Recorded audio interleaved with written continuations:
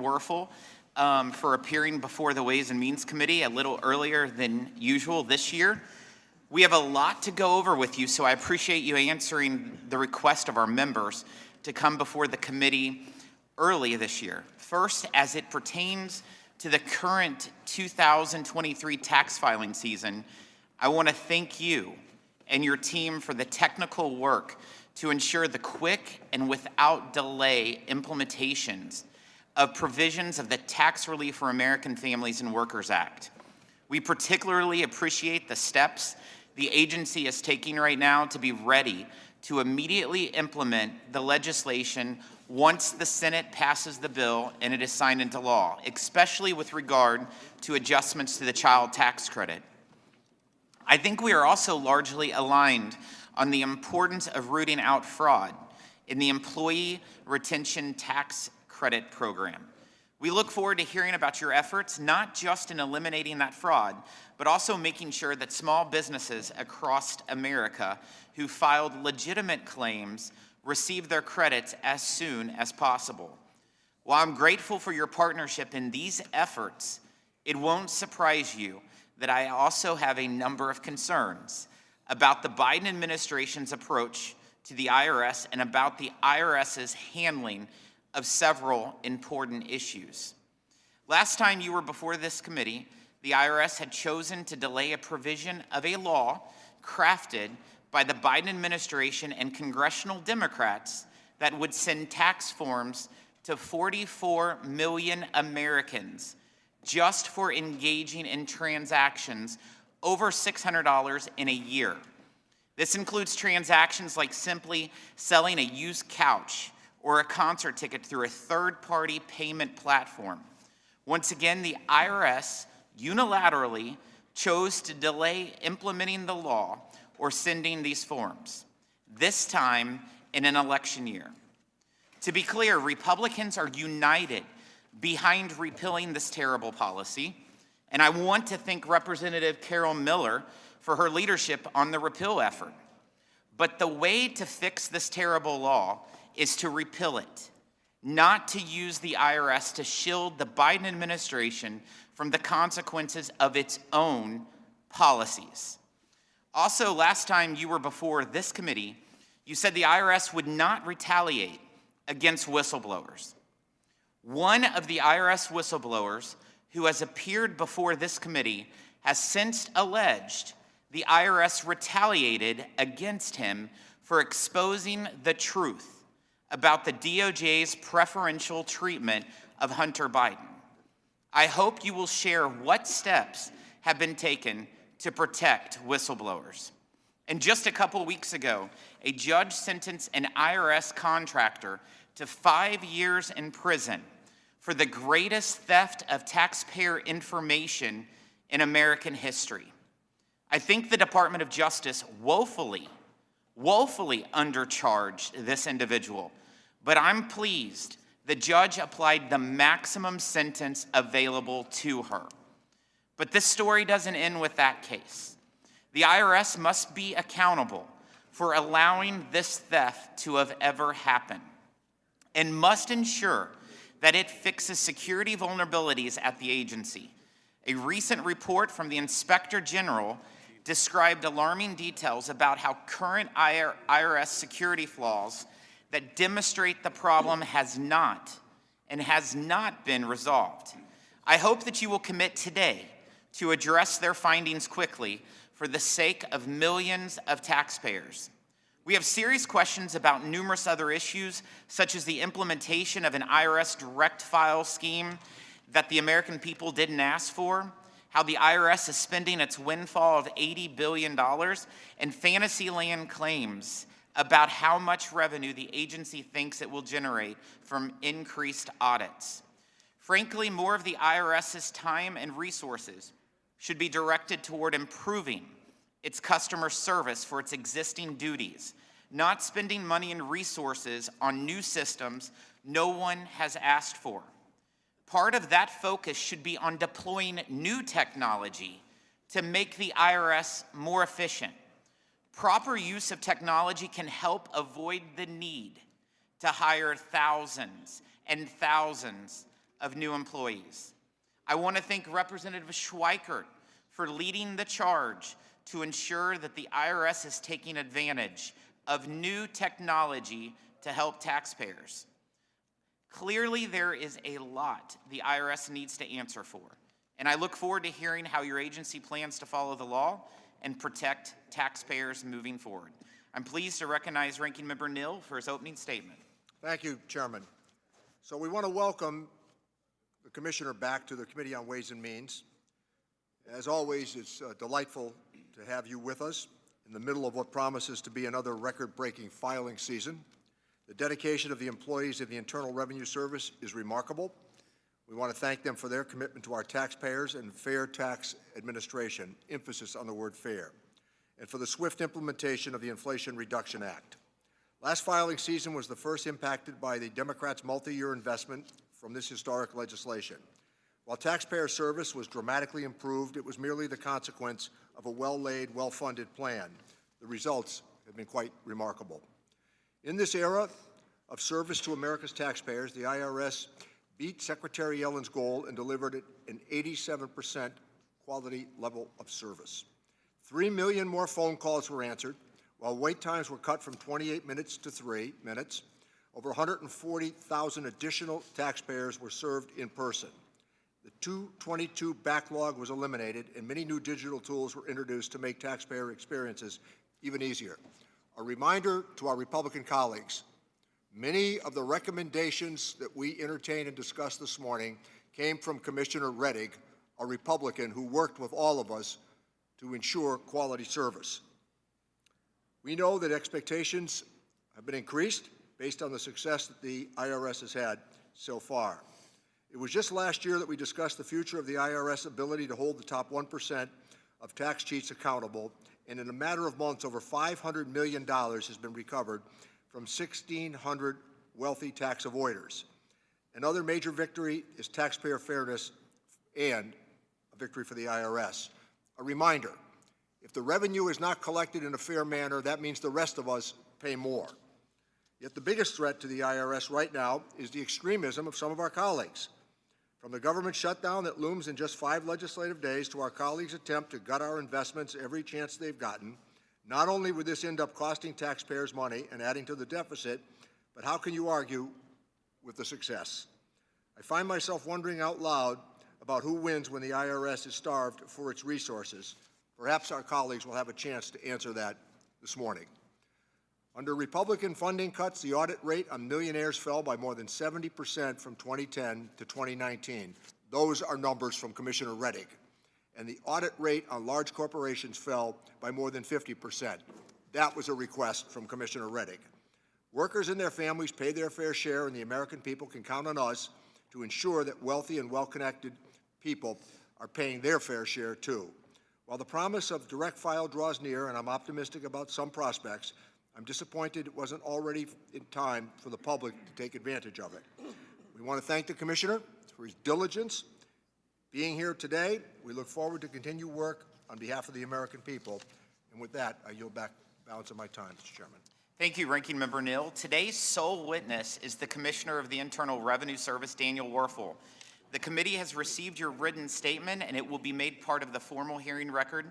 Commissioner Werfel, you may begin when you are ready. Chairman Smith, Ranking Member Neal, and members of the committee, thank you for the opportunity to testify on the filing season and IRS operations. I am pleased to report that the 2024 filing season opened on schedule on January 29th and has gone smoothly so far. Along with filing season and other day-to-day operations, we continue to make important progress in our efforts to transform our agency through implementation of the Inflation Reduction Act. Using IRA funding, our work is centered on 3 fundamental themes. First, ensuring taxpayers can easily contact the IRS, whether in person, on the phone, or online. We want them to get help navigating complex tax laws and accessing the credits they deserve. Second, identifying the growing number of taxpayers with complex returns, including certain wealthy individuals, large corporations, and complex partnerships who are shielding income to evade their tax responsibility. We want to collect from them what is owed.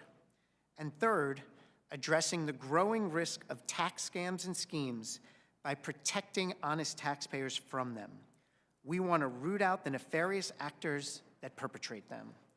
These investments allow us to strengthen the overall effectiveness of IRS operations. As Commissioner, I want people to know that the IRS is on the side of taxpayers, and we are working to reflect that in every aspect of our operations while administering the nation's tax law. The IRS has been working hard to build on the accomplishments of last year. Our transformation goals for this filing season include providing an 85% level of service on our main toll-free phone line during the filing season. On the compliance side, we continue to increase scrutiny on those who evade taxes. We are working to reverse the historically low audit rates for large corporations, complex partnerships, and high-wealth individuals. During the past year, the IRS has also taken dramatic steps to strengthen our internal systems, protocols, and procedures by putting in place numerous improvements to bolster how we protect key systems and information. Our recent steps, enabled with new funding, have sharply reduced risks for taxpayers and the tax system. While taxpayers should rightfully be concerned about recent reports of the unauthorized access and disclosure that occurred in the 2017 to 2021 timeframe, the data security environment at the IRS is dramatically improved today. We have worked tirelessly this past year to close gaps that allowed this unfortunate event to transpire. However, there is always more work to do in this area, and we will continue our laser focus on strengthening data security. Another important aspect of our mission is implementing the tax laws fairly and justly. A key part of this involves making sure everyone pays the taxes they owe. But we also have a responsibility to protect taxpayers from being overly burdened in fulfilling their tax obligations. We work continuously to balance these two sides of the mission. This is the issue we faced in implementing the $600 threshold for 1099-K reporting that Congress passed in 2021. While it is important for us to have the information provided under the lower threshold, we must also consider the burden placed on taxpayers in meeting this requirement. Our administration of tax laws should be guided by what is best for taxpayers. In this situation, we delayed imposing the lower threshold because we realized that immediate implementation posed a high risk of taxpayers being confused and, given the complexities of the 1099 reporting, some potentially paying taxes they didn't actually owe. That is something we take very seriously, and we will do everything in our power to avoid. So the IRS is continuing to work to reduce that risk before imposing the $600 standard for business transactions. We will continue working this and getting feedback from key groups. I also want to assure the committee that the IRS is paying close attention to the potential passage of the child tax credit legislation. If Congress acts, the IRS is poised to move quickly to implement it. Building off our experience with economic impact payments during the pandemic, we may be able to start implementation as early as 6 to 12 weeks after passage, depending on the bill's final language. But taxpayers should not wait for this legislation to file their returns. We will take care of getting any additional refunds to taxpayers who have already filed. They won't need to take additional steps.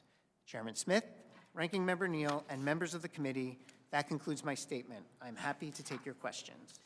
Thank you, Commissioner. We'll now proceed to the question and answer session. Commissioner Werfel, as you know, the House passed the Tax Relief for American Families and Workers Act, included adjustments to child tax credit. You just briefly touched on that. I want to ask some additional questions to make the record reflect appropriately. But the bill passed through this committee by a vote of 40-3, and it received 357 votes on the House floor. As I mentioned in my opening statement, I appreciate the work you and your team have done to help ensure that the bill can be implemented as quickly as possible. I just want to confirm a few details with you. The overwhelming majority of American taxpayers are guaranteed to have no adjustment to their tax liability due to the child tax credit changes in this bill. In fact, can you confirm that only roughly 10% of households will be effective and will receive just modest adjustments to their tax refunds?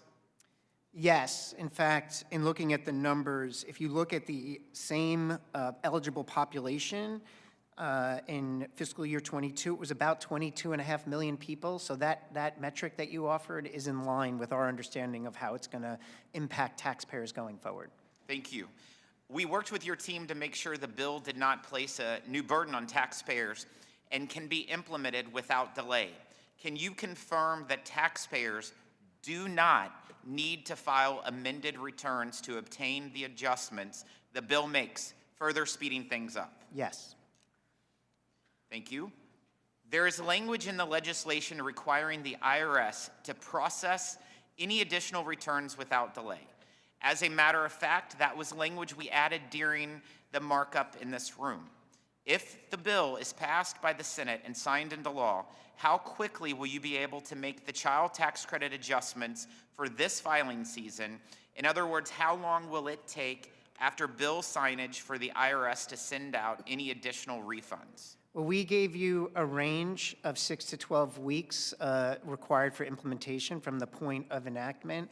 The reason we give a range is because we need to see the final language, but I'm committed to work diligently to make sure we're closer to the 6-week end of that range than the 12-week. I appreciate hearing that, Commissioner. So just to be clear, we have your commitment that the IRS will move as quickly as possible. It will be a top priority to make sure that this gets done. Thank you, sir. In the past, Congress has asked the IRS to make changes during tax filing season. In fact, Congress has asked the IRS to make much larger changes than this bill does, like sending stimulus checks to hundreds of millions of taxpayers, or creating a monthly check sending system for the child tax credit on the fly. The number of taxpayers affected here is a fraction of those affected in those other programs. Given that, can you confirm the administrative adjustments needed to implement the Tax Relief for American Families and Workers Act are a much lighter lift for the IRS than for those other programs? Yes, and Mr. Chairman, the work that we did to implement the payments that you referred allowed us to build additional capacity to make us even more ready for this change. Thank you, sir. Commissioner Werfel, the individual who stole and disclosed the tax information of thousands of Americans has now been punished with a sentence of 5 years in prison. While I'm glad the judge in the case sentenced him to the maximum available to her, I was surprised that the Department of Justice only charged the individual with one count of unauthorized disclosure and no other crimes. Did you make a recommendation to the Department of Justice on how to charge in this case? No, that's not the role of the IRS Commissioner. We allow and defer to the Department of Justice on prosecutorial decisions. Do you think one count of disclosure matches the crime committed? I think that protecting taxpayer information from unauthorized access is an absolute solemn responsibility of the IRS. And I also believe that this individual betrayed the trust. He betrayed his own commitments. He betrayed IRS employees, and he betrayed the American tax people. And that type of betrayal should not be tolerated. And based on what's playing out in court, it's not being tolerated because this person is being brought to justice, and as I understand it, is going to spend years in prison. 5 years. Do you think the penalty should have been higher for this individual? I don't have a judgment on that, Mr. Chairman. I rely on the court and the judicial process to play out, and I trust that the judicial process will get the right answer. I was looking at more of the legislative process of whether Congress should change and increase the penalties for someone who abuses taxpayer information like this situation. I now recognize the ranking member for any questions he might have. Thank you, Chairman. Commissioner, what's the IRS done to restore an element of fairness to the tax system, and are there any new compliance push that you are aware of to audit high-income earners and big corporations? Yeah, thank you for the question. See, what happened in the period before the Inflation Reduction Act, when IRS funding was low and we weren't making the appropriate investments, is there's a variety of different areas we fell behind. And one of the key areas we fell behind is the ability to assess complex returns. So in situations where taxpayers had the means to hire an army of lawyers or an accountants to create a lot of complexity in their return and potentially shield income, we weren't making the appropriate investments to track that, assess it, and collect it. And now we are doing just that. With the Inflation Reduction Act resources, we are focused on building our capacity around how to deal with complex returns and how to make sure there's fairness. Because if you're a taxpayer who can't afford to hire a lawyer or an accountant to help you create complexity and shield your income, then you would likely be very frustrated if those that did have the resources could do that and evade what they owe. And we have to close that gap, and we're making really important progress already in closing that gap. Thanks. And Commissioner, let's talk about data security. I thought your answer and your introductory comments was on target. You want to talk about data security and the improvements that have been made in your time as Commissioner?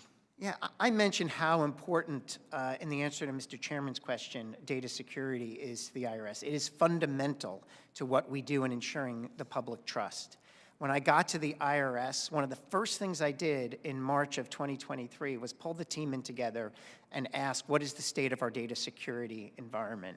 And what I learned was there were a lot of gaps. And one of the primary causes of those gaps was lack of investment. The underfunding that had occurred for many years at the IRS, I said, decreased our capacity in a variety of different ways. And one of those ways was to keep pace with investing in the type of technology, process change, controls to make sure that our environment was secure. And we have spent the last year working diligently to close those gaps. And there is a long laundry list of steps we have taken to completely dramatically change our environment. And I'll point out one important one. The Inspector General, in evaluating our security environment, pointed specifically to a lack of audit trails in our system so that we can see how data is moving throughout the organization and we can track and see if it's moving in an inappropriate way. I required, and it's now been implemented, that every sensitive system in the IRS has the very robust audit trails that the Inspector General required. Again, before the Inflation Reduction Act, we didn't have the resources to put in the work to close these gaps. And that's why it is so important that the IRS be funded adequately for its operations, not just so that we can answer the phone when people call us, not so that we can keep pace with complex returns, but we need to invest in our infrastructure and invest in our data security so events like what happened in 2017 to 2020, that doesn't happen again. Yeah, I don't understand the logic that sometimes is offered that if we cut the IRS, then somehow we're going to improve compliance. The logic escapes me. So let me give you some time here. You've got 1 minute and 15 seconds to talk about some of the other additions to your testimony that you might like to offer. Absolutely. So I really want to amplify this point about what a funded IRS means versus what it doesn't. And we have all the evidence we need in looking at the state of the IRS before the Inflation Reduction Act was passed versus where it is today. And before the Inflation Reduction Act was passed, our walk-in centers around the country were closed or understaffed with lines around the block. And now, just a few years later, we've opened 50 new walk-in centers. They're fully staffed. We're extending hours to Saturday for people who can't get to us during the week. And we're implementing what we call pop-up walk-in centers, going to remote populations. So if people want to see us in person, they now can.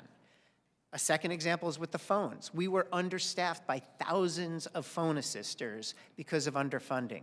What did we do with the funding?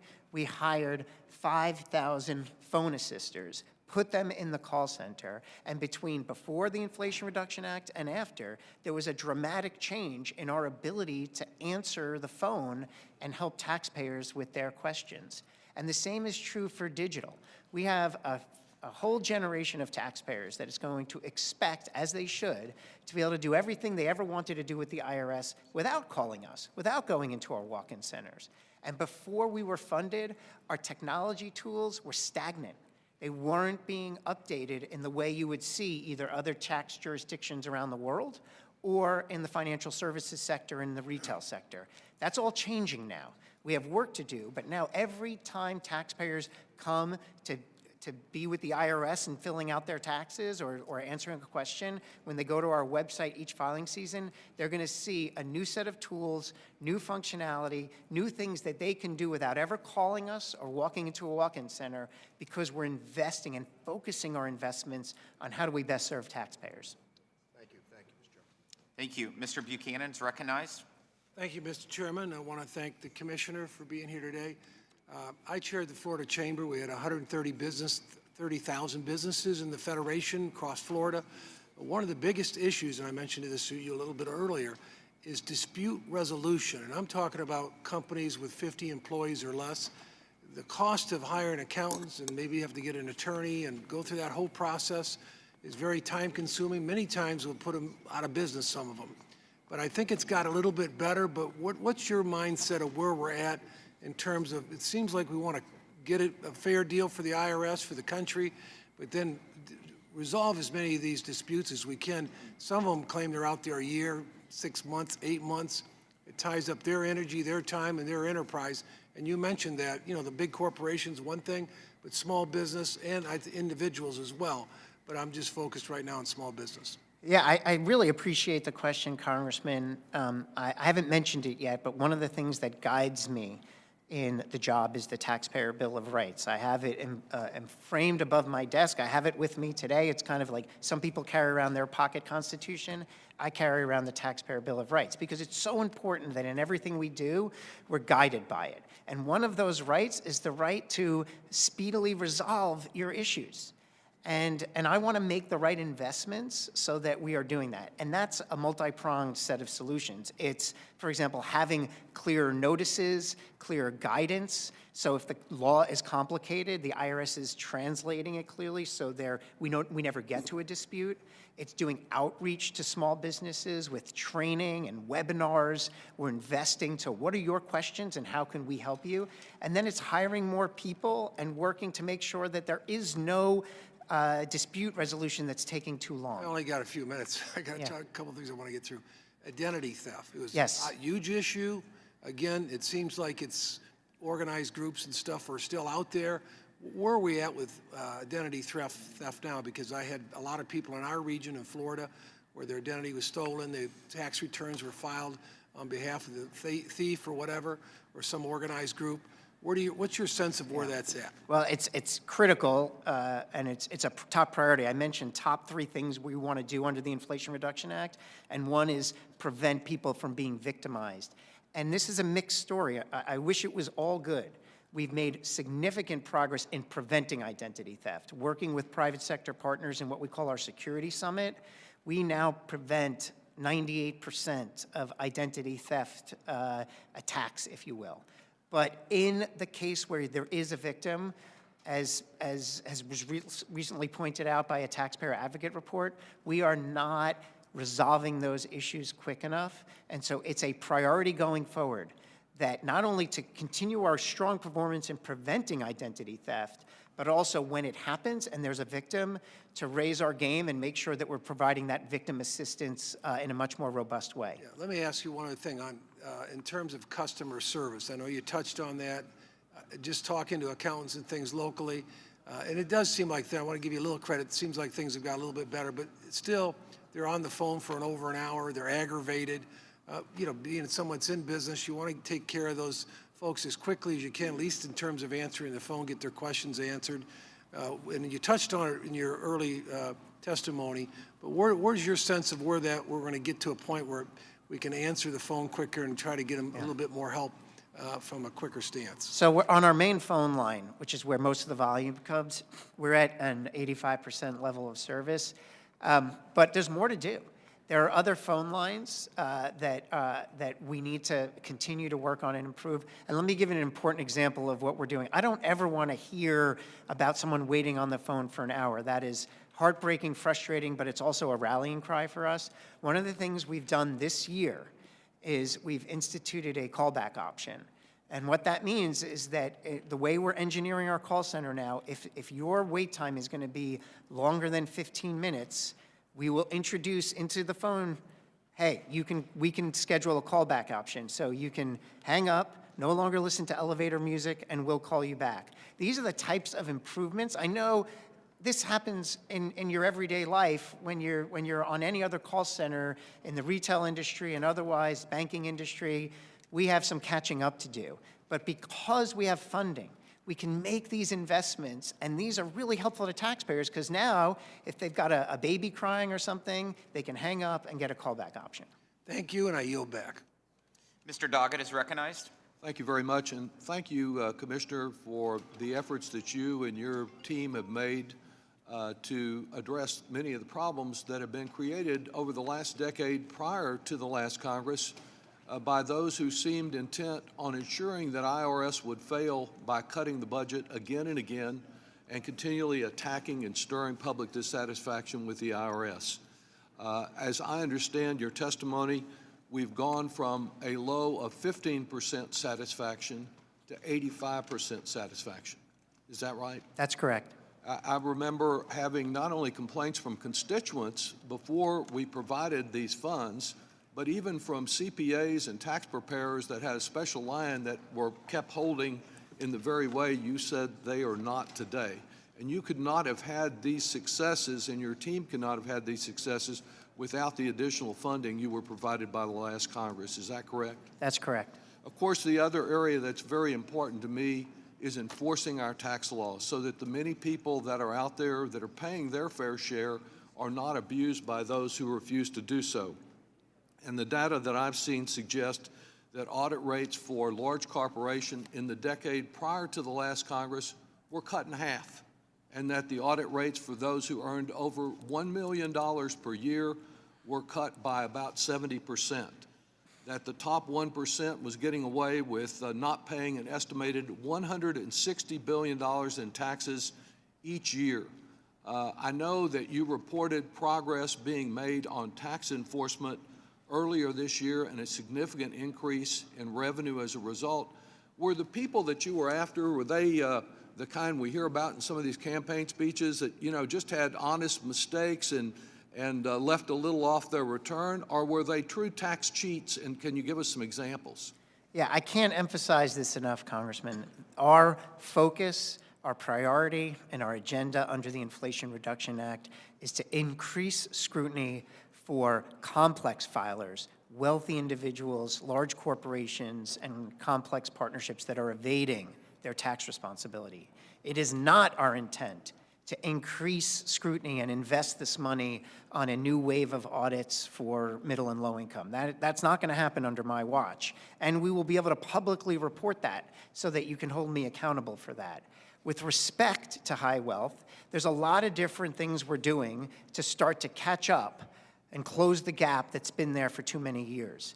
And one of the things that we can report immediate results on, because often these enforcement actions take time, but there are some things we're doing that should give the American people confidence that we are using this money smartly and in a way that's creating fairness, and that is going after millionaires and billionaires who are delinquent on owed taxes.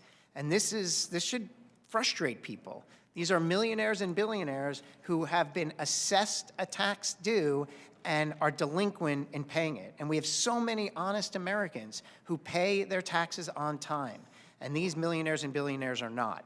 So we have created this high-risk list of 1,600 of these individuals, and we've started to go get the money back. And so far, in the early stages of this effort, we've already collected $500 million. And that's just scratching the surface. So that should give you a sense of how much inequity there is and how much, if we stay on this path, we're going to be able to close that inequity gap. And if I understand, to stay on this path, you've indicated that you need about another $800 million this year. Yes, and that is an important point about our budget. And I'll just, if I could just say it briefly. We have a base budget to fund our ongoing operations, keep the lights on, and then we have the Inflation Reduction Act, which is modernizing and helping us build capacities. Our base budget is insufficient to run the daily train schedules. And what that means is we have to borrow from the modernization fund just to keep the lights on. And if we keep doing that, we won't modernize. We'll keep the lights on, but we won't build these capacities that are so important to help taxpayers. And I believe the Treasury, just within the last 2 weeks, has estimated that as much as $561 billion could be collected over the next decade from wealthy and corporate tax cheats that you're focused on. And yet, unfortunately, our Republican colleagues on this committee and elsewhere seem to have no higher priority, as indicated by the first bill they passed in this Congress, and their efforts at every time we get up to the brink of disaster here, that they want to cut the very funding you're relying on to see that these corporate and high wealth tax cheats are treated the same way and pay their taxes the way most Americans do. I just want to thank you for your efforts, and we will do all we can to resist the efforts to undermine the progress that you're making. Mr. Smith is recognized. Thank you, Mr. Chairman. Thank you, Commissioner, for being here today. I want to certainly register the fact that my office continues to receive input from constituents that they are not getting their questions answered from the IRS.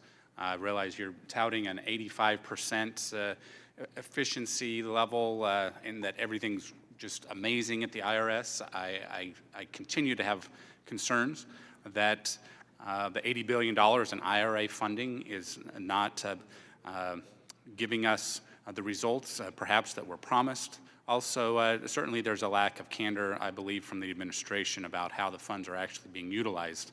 Particularly troubled that the administration continues to implement policies across numerous agencies, regardless of whether it is legislated authority or not.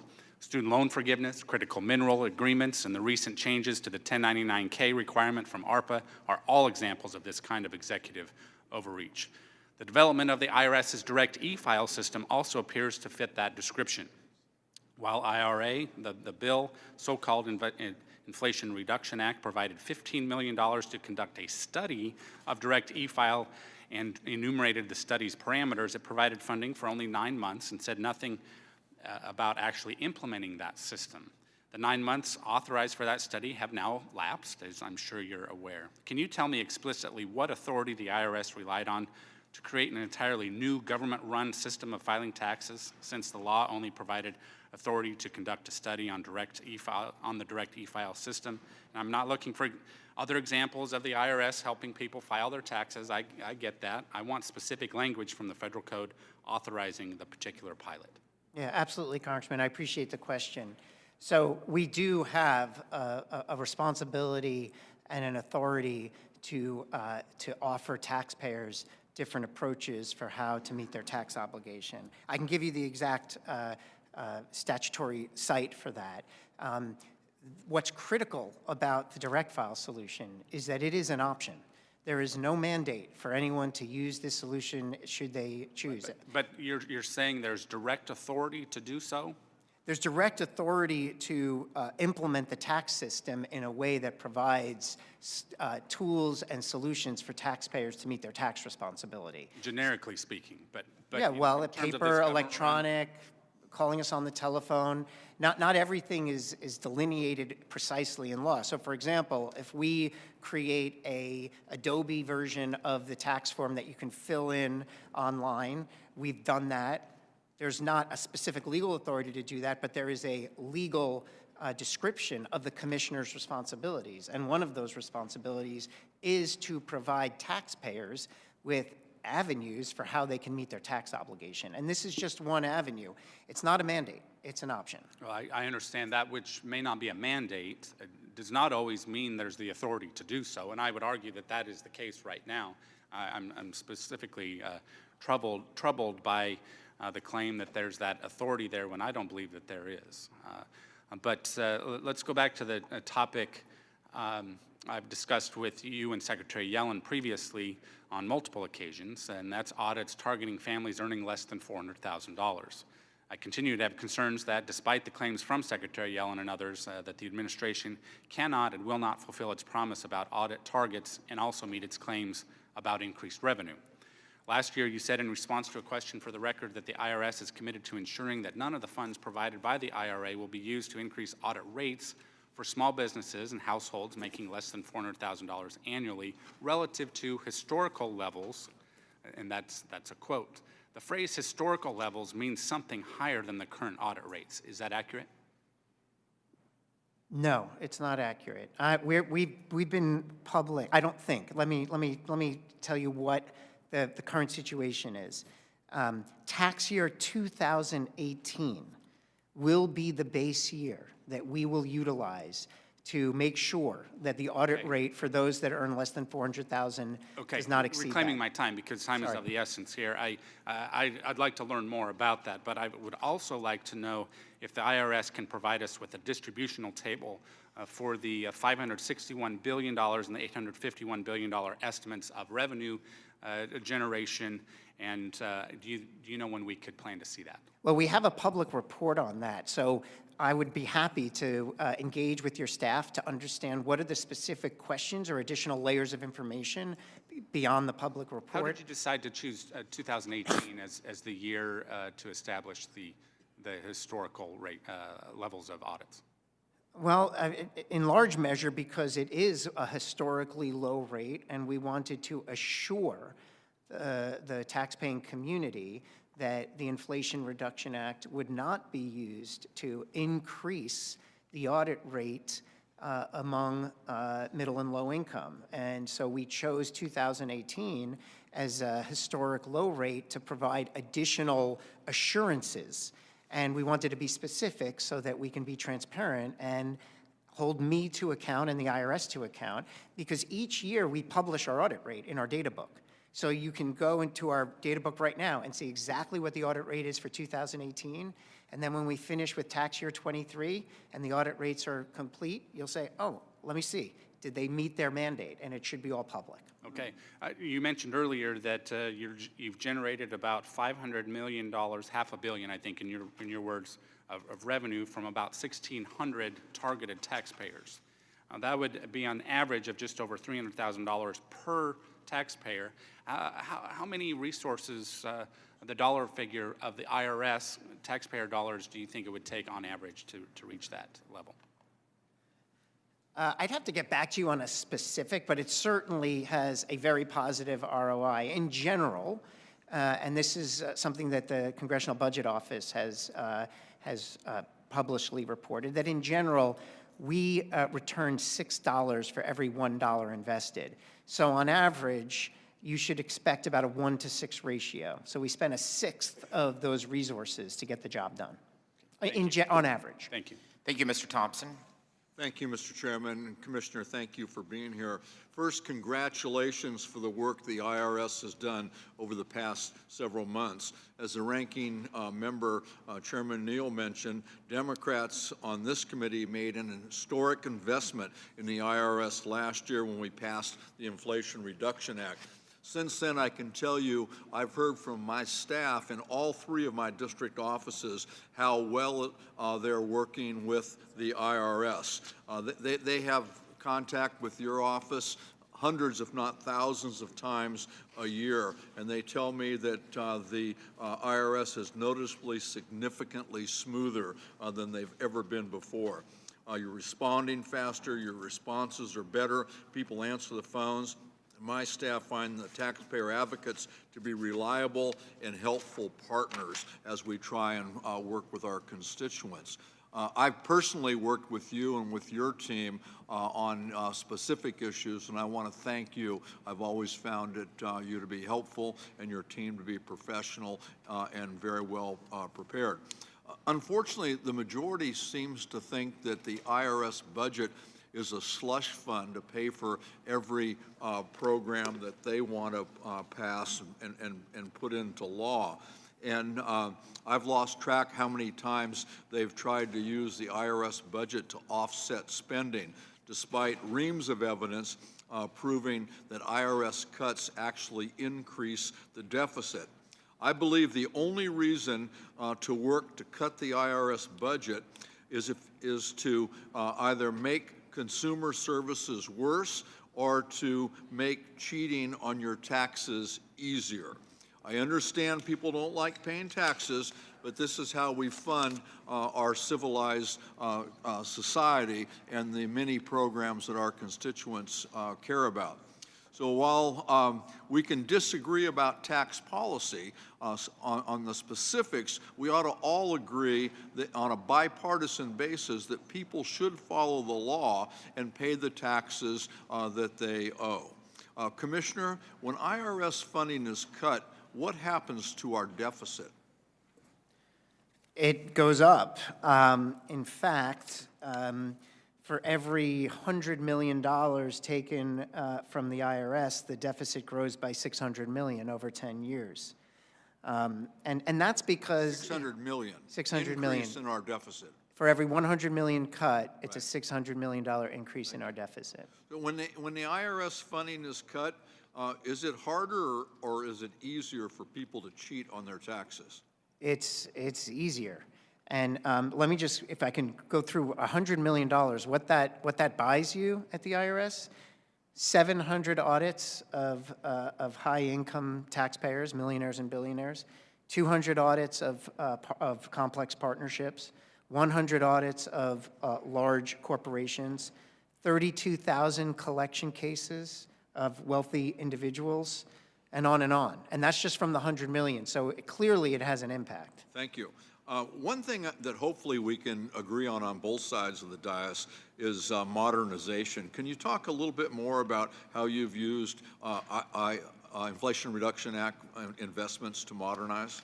Yeah, absolutely. There's, one of the things that inspires me, Congressman, is before the Inflation Reduction Act, there was a famous picture in the Washington Post of our cafeteria in Austin, Texas, filled with unreviewed returns in paper. That cafeteria is now clean. People are eating in it rather than us storing tax returns. That's because we are aggressively digitizing and scanning all of our paper as part of our initiative to go paperless. This is important not because it's more efficient and more secure, but it means that we're going to process more quickly. And one of the things that's going on due to our modernization is we have significantly reduced the ongoing backlog of returns and correspondences. Thank you. I'd like to just take a moment to talk about the investment in climate change in the IRA. This was the biggest investment in climate work in history in our country. How would you describe the rollout so far, and how would you characterize the uptake on tax credits like EV or solar credits? Yeah, we've had a successful launch. In January, we launched our portal, our IT solution, that allows those that are eligible for credits related to the manufacturing and the transactions associated with electronic vehicles. And like any new solution, there are certain things that we could do to make it better and improve the customer experience. But overall, it's been robust participation, and the system has performed as expected. Thank you. I yield back. Mr. Kelly. Thank you, Mr. Chairman. Thank you for conducting the hearing today. Mr. Werfel, it's good to see you again. Good to see you. I think some of the questions revolve around this. We do telephone town halls, and we did one a little bit over a week ago. And when we do IRS town halls, it just seems like we can't be on the phone long enough, and the IRS provides people, and the taxpayer advocate is there on the phone with us. But I don't think there's anything more complicated than what we're talking about today when it comes to the IRS and the rules and how it works and who's paying fairly and who's taking advantage, and it goes back and forth. I wish we could just get to a situation of, is this a program, is this an agency that runs in the best interest of the people who fund it? And the same people who fund everything else in our government, and that is hardworking American taxpayers. I've got to tell you that from a standpoint of formerly being in the private sector and have, while I was present, I was not in the operation at the time of going through the early days of the pandemic. And one of the things that came out, which was a really good idea, was the employee retention tax credit program. However, we continue to look at programs, and we tend to look at holdups in it. My son runs our business, and I talked to him on the phone about it quite a bit. He said, I think the biggest thing would have been had employers been able to get some help or some counsel on how that was working or how it was supposed to work, how they could do that. But we look back on it now, and we're trying to find out what is going on with that program. And while there's all kind of different figures floating around about what it has cost, I would just caution people to say, you know, anytime we say it costs the government, we keep in mind that it actually then gave taxpayers a break on what comes out of their wallet, knowing that they provide every single penny, either with their wages or by co-signing a loan to fund this incredible operation. So when it comes to the IRS right now and in ensuring that small businesses receive their ERTCs, what's the oversight in that, and how can you help us with that? Because I have a number of friends, and I met with our former Representative Billy Long the other day, who's concerned for a lot of the people that he still works with is the fact that there is confusion on what quarter is being funded and what is the timeline and what's ending and what's still in operation and where should we go from here. It's, well, first of all, I appreciate the question and the way you worded it, because how you can help. One of the things I've learned early in my tenure here at the IRS is that we can't do this alone. Implementing the tax system is a partnership. It's a partnership with IRS and tax professionals, taxpayers, Congress. The ERC is an incredibly complicated program. It was critical and played a critical role. We issued 3.6 million ERCs to date, and it was an economic lifeline for people that needed it. What happened is the further we got away from the period of eligibility, because the demonstrated loss that you have in order to claim eligibility ended on December 31st, 2021. The further we got away from it, the more aggressive promoters and marketers started, in my opinion, taking advantage of honest small businesses and getting them to believe that they were eligible for a credit they truly weren't eligible for. So 18 months, 19 months, 20 months after that period of eligibility, the number of ERC credits coming in to the IRS was actually increasing. 50,000 a week, 60,000 a week, 70,000 a week. And we started to realize that there were so many ineligible claims in what was coming in. It was getting harder and harder to separate what's ineligible from eligible. And that's why we issued the moratorium in September of 2023, because we wanted to slow the flow of these credits coming in and make sure that we were not paying out fraudulent claims. And so what we announced is we're going to have to slow the process down to protect taxpayers, not just taxpayers, the financial bottom line. Taxpayers don't want us spending out fraudulent claims, but also protect small businesses who may have been taken advantage by these aggressive promoters. Well, I appreciate that. The guidance is the key to all these things as we go through, and these are very complicated issues, but there are people who filed believing that this was going to be taken care of, and you're on hold, and you don't know. It makes it very difficult for people then to actually file their claims at the end of every year. Just one thing covered real quickly. The direct file program. So we've had people in the private sector running this, and I think we've had great success with it. Why did the IRS get involved in this? Yeah. And what is it that we're trying to achieve? And listen, you're down to 1 second. I don't expect an answer that quickly, but if you get back to me in that, because Absolutely. I think that is a legitimate question of if we have all these available already through the private sector, and we're talking about money being well spent, well, I think it's already there for people. I don't understand what role the IRS would have in that, and I don't question the fact that you think you could help. It's already there. Thank you. I yield back, sir. Thank you, Mr. Pasquarello. Morning, Mr. Chairman. It's a lovely day in the neighborhood. Commissioner Werfel, you've been a breath of fresh air to me. We had little problems with the last guy who sat in your seat. Welcome back. After years of chaos, very new day at the IRS. Last month, you already talked about it. The IRS announced that it recovered $485 million from only 1,600 millionaires. The question of fairness in the tax system is at hand. We all have different opinions about it, but I believe, or else I wouldn't say it, I believe that you're there to oversee fairness. The guy next door to me, where I live, in my house in New Jersey, if he doesn't pay his property taxes,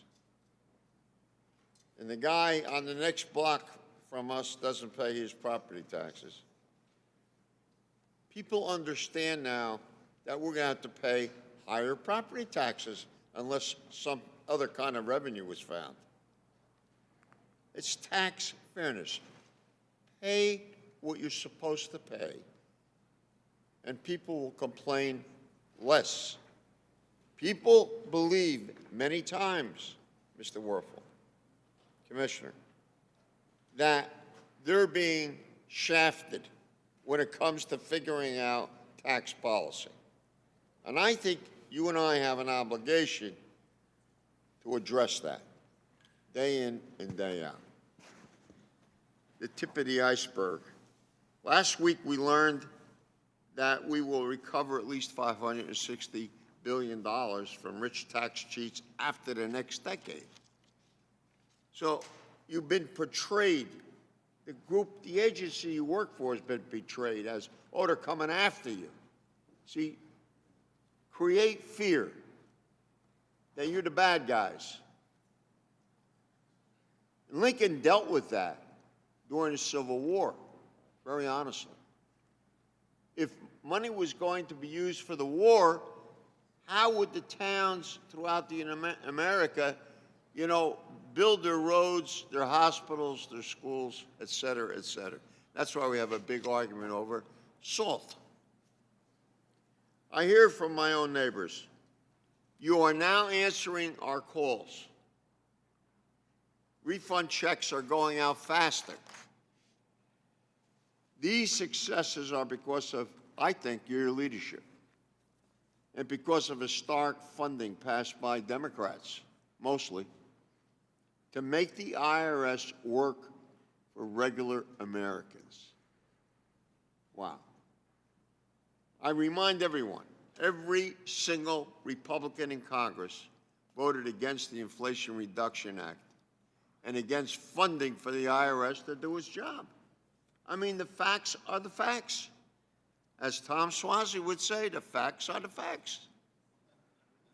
Members of the other side have made IRS funding their white whale to be harpooned at any cost. They have clawed back 1/4 of the historic funding. Like the shark in Jaws, they want another bite. The Congressional Budget Office has estimated that that funding that I believe Republicans stole away will cost the American people double, nearly $400 billion, nearly $40 billion, excuse me. So I have a question for you. Millionaires and billionaires need to pay their fair share. I think everybody will agree up here. I think, I'm not sure. What is the IRS doing to audit high net wealth individuals and tax cheats? Congressman, it's where we're focused, and we're taking multiple different steps. First of all, we're hiring additional accountants, auditors, and where they're being deployed and where we're shifting our audit workforce is to make sure that we're focusing efforts on high wealth individuals, because that's where we think we have a growing problem of tax evasion, and we need to address it. We're deploying technology differently. We're using analytics and AI to better understand how money moves in these very complicated arrangements. You know, companies with subsidiaries and subsidiaries to those subsidiaries, money moving across international jurisdictions, understating their profits in the US, doing all of these things that are difficult to track, and we're investing in subject matter expertise, people, technology, analytics, all so that we can catch up and make this fair. Because we should be able to have equal ability to assess the guy down the street's taxes as your taxes. And if you're middle and low income, mostly your taxes are fairly simple. And we have the means and the capacity to assess it. Where we have lost the capacity is for the complicated situations. And when we're underfunded, that gap grows. And so as long as I'm commissioner and the funding is available, where I'm gonna focus is on the gap where the tax returns are complicated and where the evasion is expanding. Thank you, Mr. Chairman. Mr. Schweikert. Thank you, Mr. Chairman. Mr. Commissioner, and forgive me because I'm assembling some of the numbers right in front of me. Because as the chairman spoke, I have a fixation that the adoption of technology is the ultimate solution here. It's the solution for the left that wants more tax receipts, and for those of us who want a friendlier, more efficient, effective IRS. You before made a comment that, hey, it's 6-1, but I'm looking at, and this is even from the preliminary data from Representative Pasquale actually asked for a CBO report, and your press release that you took in $520 million, but I'm looking at your cost, I actually see you, for every dollar, it costs you $10.96. Now, I accept there's capital expenditures in there, and over time, they'll be amortized out, but most of the IRA funding looks like it's gone towards operations and consultants. In the conversations you and I have had, my fixation is the only way you get that, because that's completely opposite than our discussion before. Right now, costs are actually fairly high for those additional dollars.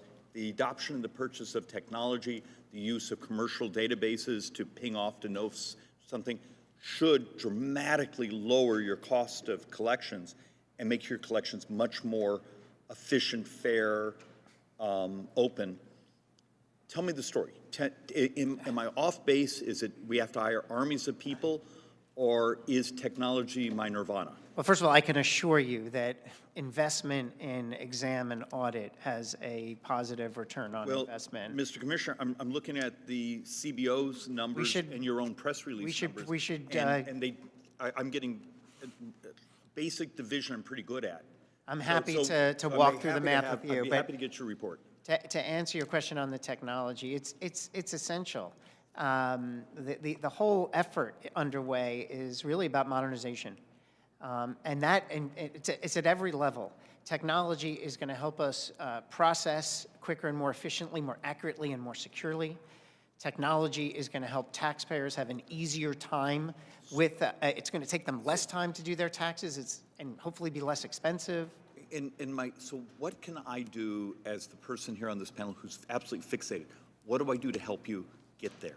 Well, first of all, we appreciate your peer review of our technology plans. And I know my team has already briefed your team, but we should regularly. And I have to, and I can't believe I'm saying your team has actually been great in communicating with me. That doesn't surprise me. So. But my point is that we have a lot of different opportunities to advance technology at every level. Our website, the tools that taxpayers have. The chat for calling. The chat function, And I wish at some point, I would love you to talk about your experiment last cycle and the expansion of that this tax season. Yeah, we're adding chat functionality, whether it's automated chat, so you're talking to a computer, and then it advances if the computer can't answer as it goes to live chat. These are standard activities in the private sector and in many other public sector call centers. We're just catching up. And we're catching up because we now have the funding to modernize versus just keep the lights on. Is there, and if I'm wrong, don't tell me. Everyone else tells me I'm wrong. But that adoption of technology should dramatically change your structural cost of collections. Correct. And that's my hope, because on our side we fret over the $80 billion, and was it going to be hiring people, or was it going to be hiring efficiencies? And for my Democrat colleagues, it's going after wealthy people. But And I do look forward to your staff providing me, because you've taken in your own press release, 520 million, and I see a cost from actually that press release and the Pasquale preliminary CBO audit of 5.7. The last thing I'm going to ask you, just because we get a lot of inbound on this, on the employer retention. Yes. I accept that's been just what it is. Please, guidance as fast as you can, so whether it be the small business, whether it even be the promoters, everyone sort of knows what the rules are, knows what the timing is, and knows how to close this out. And I know you have to run things by armies of lawyers and those things. Buy them caffeine, get it done. Let me just, if I could, we have a special section on irs.gov just on our ERC, what to look out for, do's and don'ts, why you might not be ineligible. We did a webinar on February 8th that had 8,000 registered participants, and we're running educational series all over the country. We're doing a lot. We obviously could doing more, and so we're willing to obviously listen to ideas about how we get out there and talk to people about this program and make the entire process clearer. I think the question is also the processing time, what's Yes. eligible, not eligible, and just when does it sort of get there. And with that, Mr. Chairman, thank you. Thank you, Mr. Davis. Thank you, Mr. Chairman. First of all, Commissioner, let me welcome and thank you and the Internal Revenue Services for its outstanding success in ensuring a fairer tax system in which the wealthy and well-connected pay their fair share. I want to make you aware of the outstanding work of the Chicago Taxpayer Advocate Service.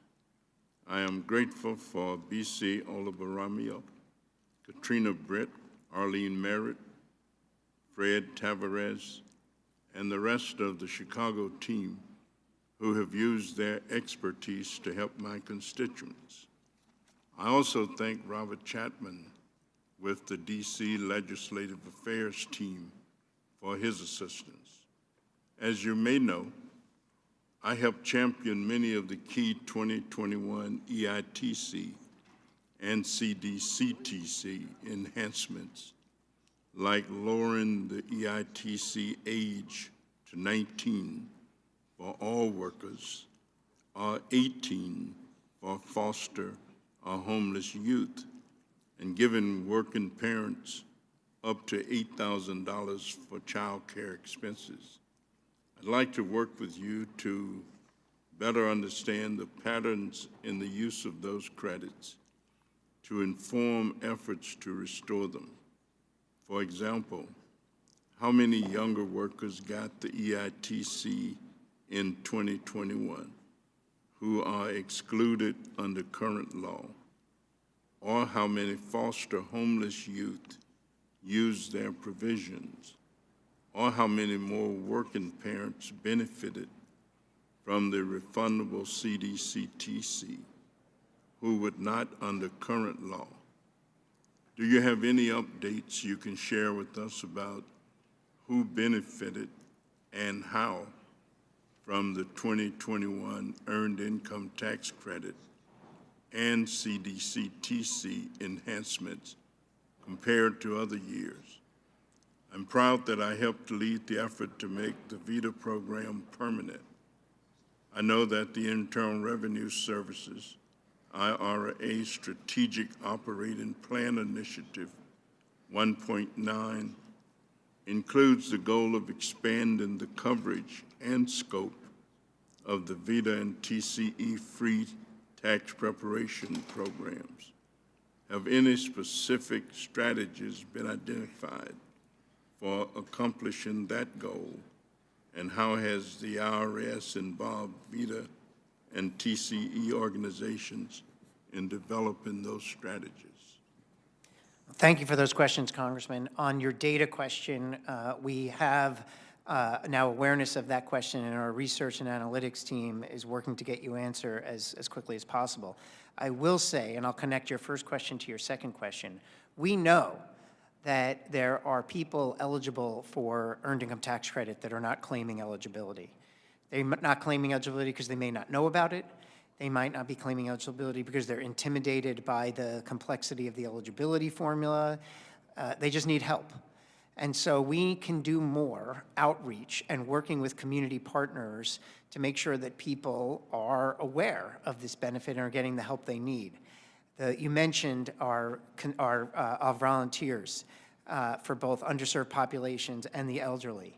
I would love to grow those programs, working with local communities on what we call taxpayer experience days, having more and more of those around the country with an educational campaign around what you may be eligible for, and then with free help available to sit with you and walk you through. I've been to one of these volunteer sites in Baltimore, and it's an amazing experience to witness these volunteers there with taxpayers who would not otherwise gotten the help they needed, and they're just very appreciative, and the volunteers are passionate about helping people get the benefits they're eligible for. Thank you very much, and I look forward to working with you. I yield back, Mr. Chairman. Thank you. Mr. LaHood. Thank you, Mr. Chairman. I want to thank you, Commissioner Werfel, for being here today and for your service. I'm the chair of our subcommittee on work and welfare that oversees a number of different federal programs. One of those is child support. And I want to focus my questions on child support enforcement. And as you know, CSE program works with the IRS on collecting child support for non-custodial parents to help children and families to get the money that they deserve through your program, which is the Federal Tax Refund Offset Program. This is a vital source of income for millions of families across the country. In my home state of Illinois, 44,000 families and children depend on and receive $65 million through the Federal Tax Refund Offset Program. To service these families participating in this program, many states, 42 states in particular, rely on the federal tax information through third-party contractors, and that's the way it's been done since 2004. A year ago, without consultation to Congress and without us an opportunity to work with you on that, the IRS made the decision abruptly to change this policy, and this has caused a shift. Now all states and CSE programs that use contractors will be in non-compliance as of October. So we did a bipartisan hearing in November, and across the board, people were frustrated. They were extremely, there was lots of questions on why the IRS did this and why they're putting states in jeopardy on this.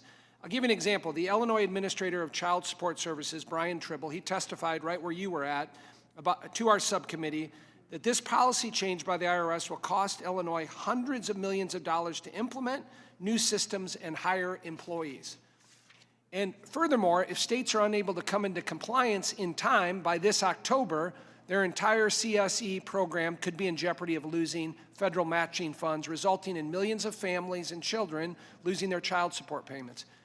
So what I'm trying to figure out, Commissioner, and I'd love your explanation on it, why this was done without consultation to Congress to put an equitable solution in place and possibly legislation to remedy this, and why was this sudden change done? If you can, and by the way, the stress and anxiety this is putting these 42 states through is immense. Yeah, I appreciate the question. And this was an issue that was brought to my attention very early in my tenure back in March of '23.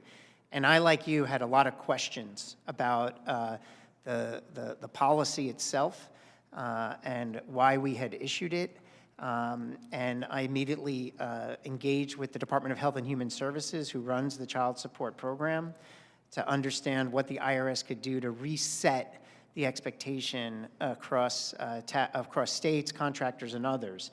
At this moment, that policy announcement is paused. We are not moving forward, and now we have the opportunity to do the very engagement that you are suggesting.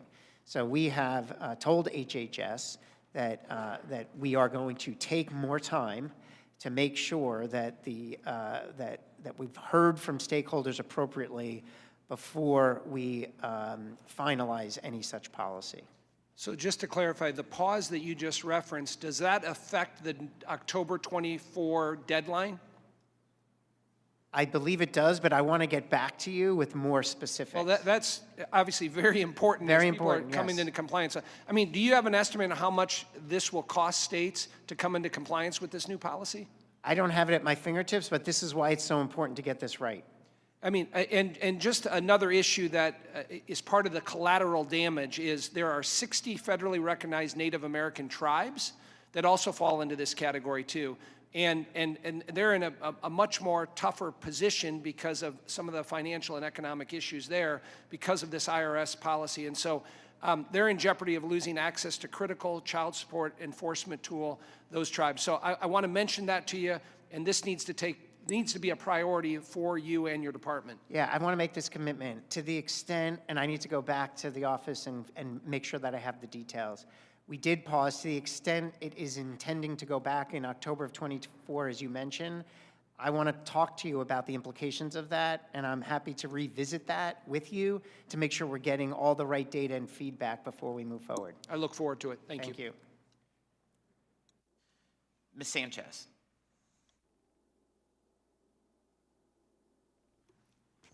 Thank you, Mr. Chairman, and thank you, Mr. Werfel, for testifying today.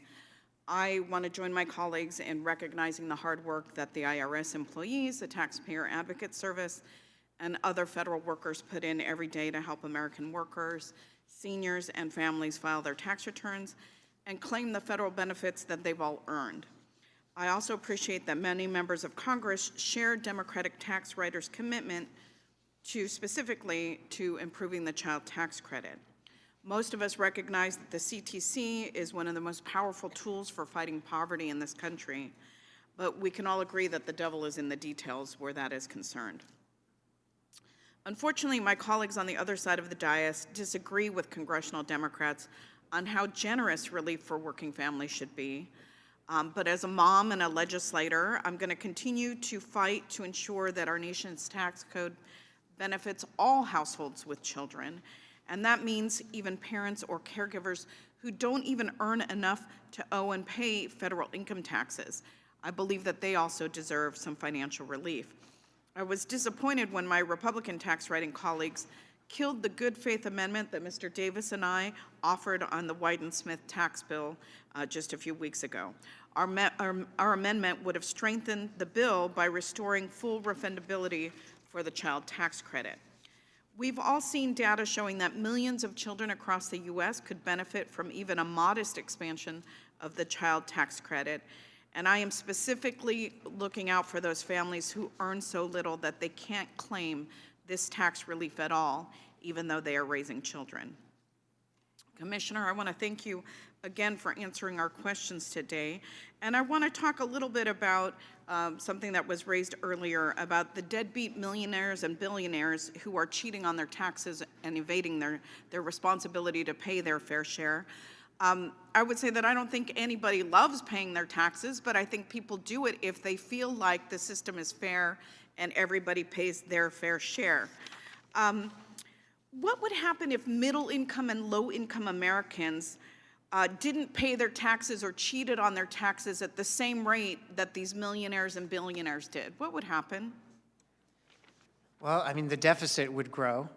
I mean, the IRS, and you're right, paying your taxes isn't your favorite activity of the year, for sure.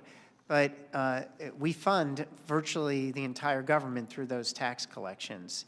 And in order to have a functioning government, whether you want that government big or small, the IRS needs to function effectively, and there needs to be equity in our tax system. Otherwise, people will lose trust, and trust is what our tax system is built on. Now, when you say the revenues you get fund government, that means our defense, our national defense, correct? It is everything that the government does, keeping our skies safe, so your air traffic controllers, your food safe. When you go to the restaurant and you have confidence that your children are eating food that's not going to make them sick, that's all government funding, and that's all made possible if we have a functioning tax system. Now, if the IRS could collect what these deadbeat millionaires and billionaires and huge corporations actually owe, might we be able to pay for the child tax credit to be expanded or perhaps even fully refundable? There's absolutely money being left on the table in terms of what is owed versus what is paid. And this is particularly an area of focus for high-wealth taxpayers in complicated situations. And as I mentioned, when I arrived at the IRS, my question was, what are the gaps we need to close? Where are the gaps most problematic? And one of them was during our period of underfunding, we had lost pace with keeping up with these complex returns, and the risk of evasion had grown. So if we could get these complex tax filers to pay their fair share, which I'm assuming are a lot of these big corporations that have different subsidiaries and different companies, and they move the money around, and these millionaires and billionaires that have sophisticated accountants and tax attorneys that can help them evade taxes. If we could collect what they owe, we could potentially expand or even make the child tax credit fully refundable so that kids and babies who go to bed hungry every night in this country would be lifted out of that hunger and lifted out of that poverty? I leave it to the wisdom of Congress to decide how to use the money. I just want to make sure that tax returns are complete, accurate, and what is owed is what is paid. I appreciate your testimony today, and I thank you for your answers, and I yield back. Thank you, Mr. Hearn. Thank you, Mr. Chairman, for holding this important hearing today. Mr. Werfel, last November, 2 Democrat senators in press releases bragged about the pressure they put on you and the IRS to delay implementation of the new 1099-K threshold that passed in the Partisan American Rescue Plan. Both of these senators previously voted in favor of the change. The Democrat senators also bragged about the IRS decision to change the threshold to $5,000, which it would seem to not have the authority to do so. With all due respect, Mr. Werfel, and I know you're in a tough job, but this looks like you're blatantly not enforcing the law and are also unilaterally changing the law because Senate Democrats in the current administration are having second thoughts about just how terrible this policy is that's been enacted.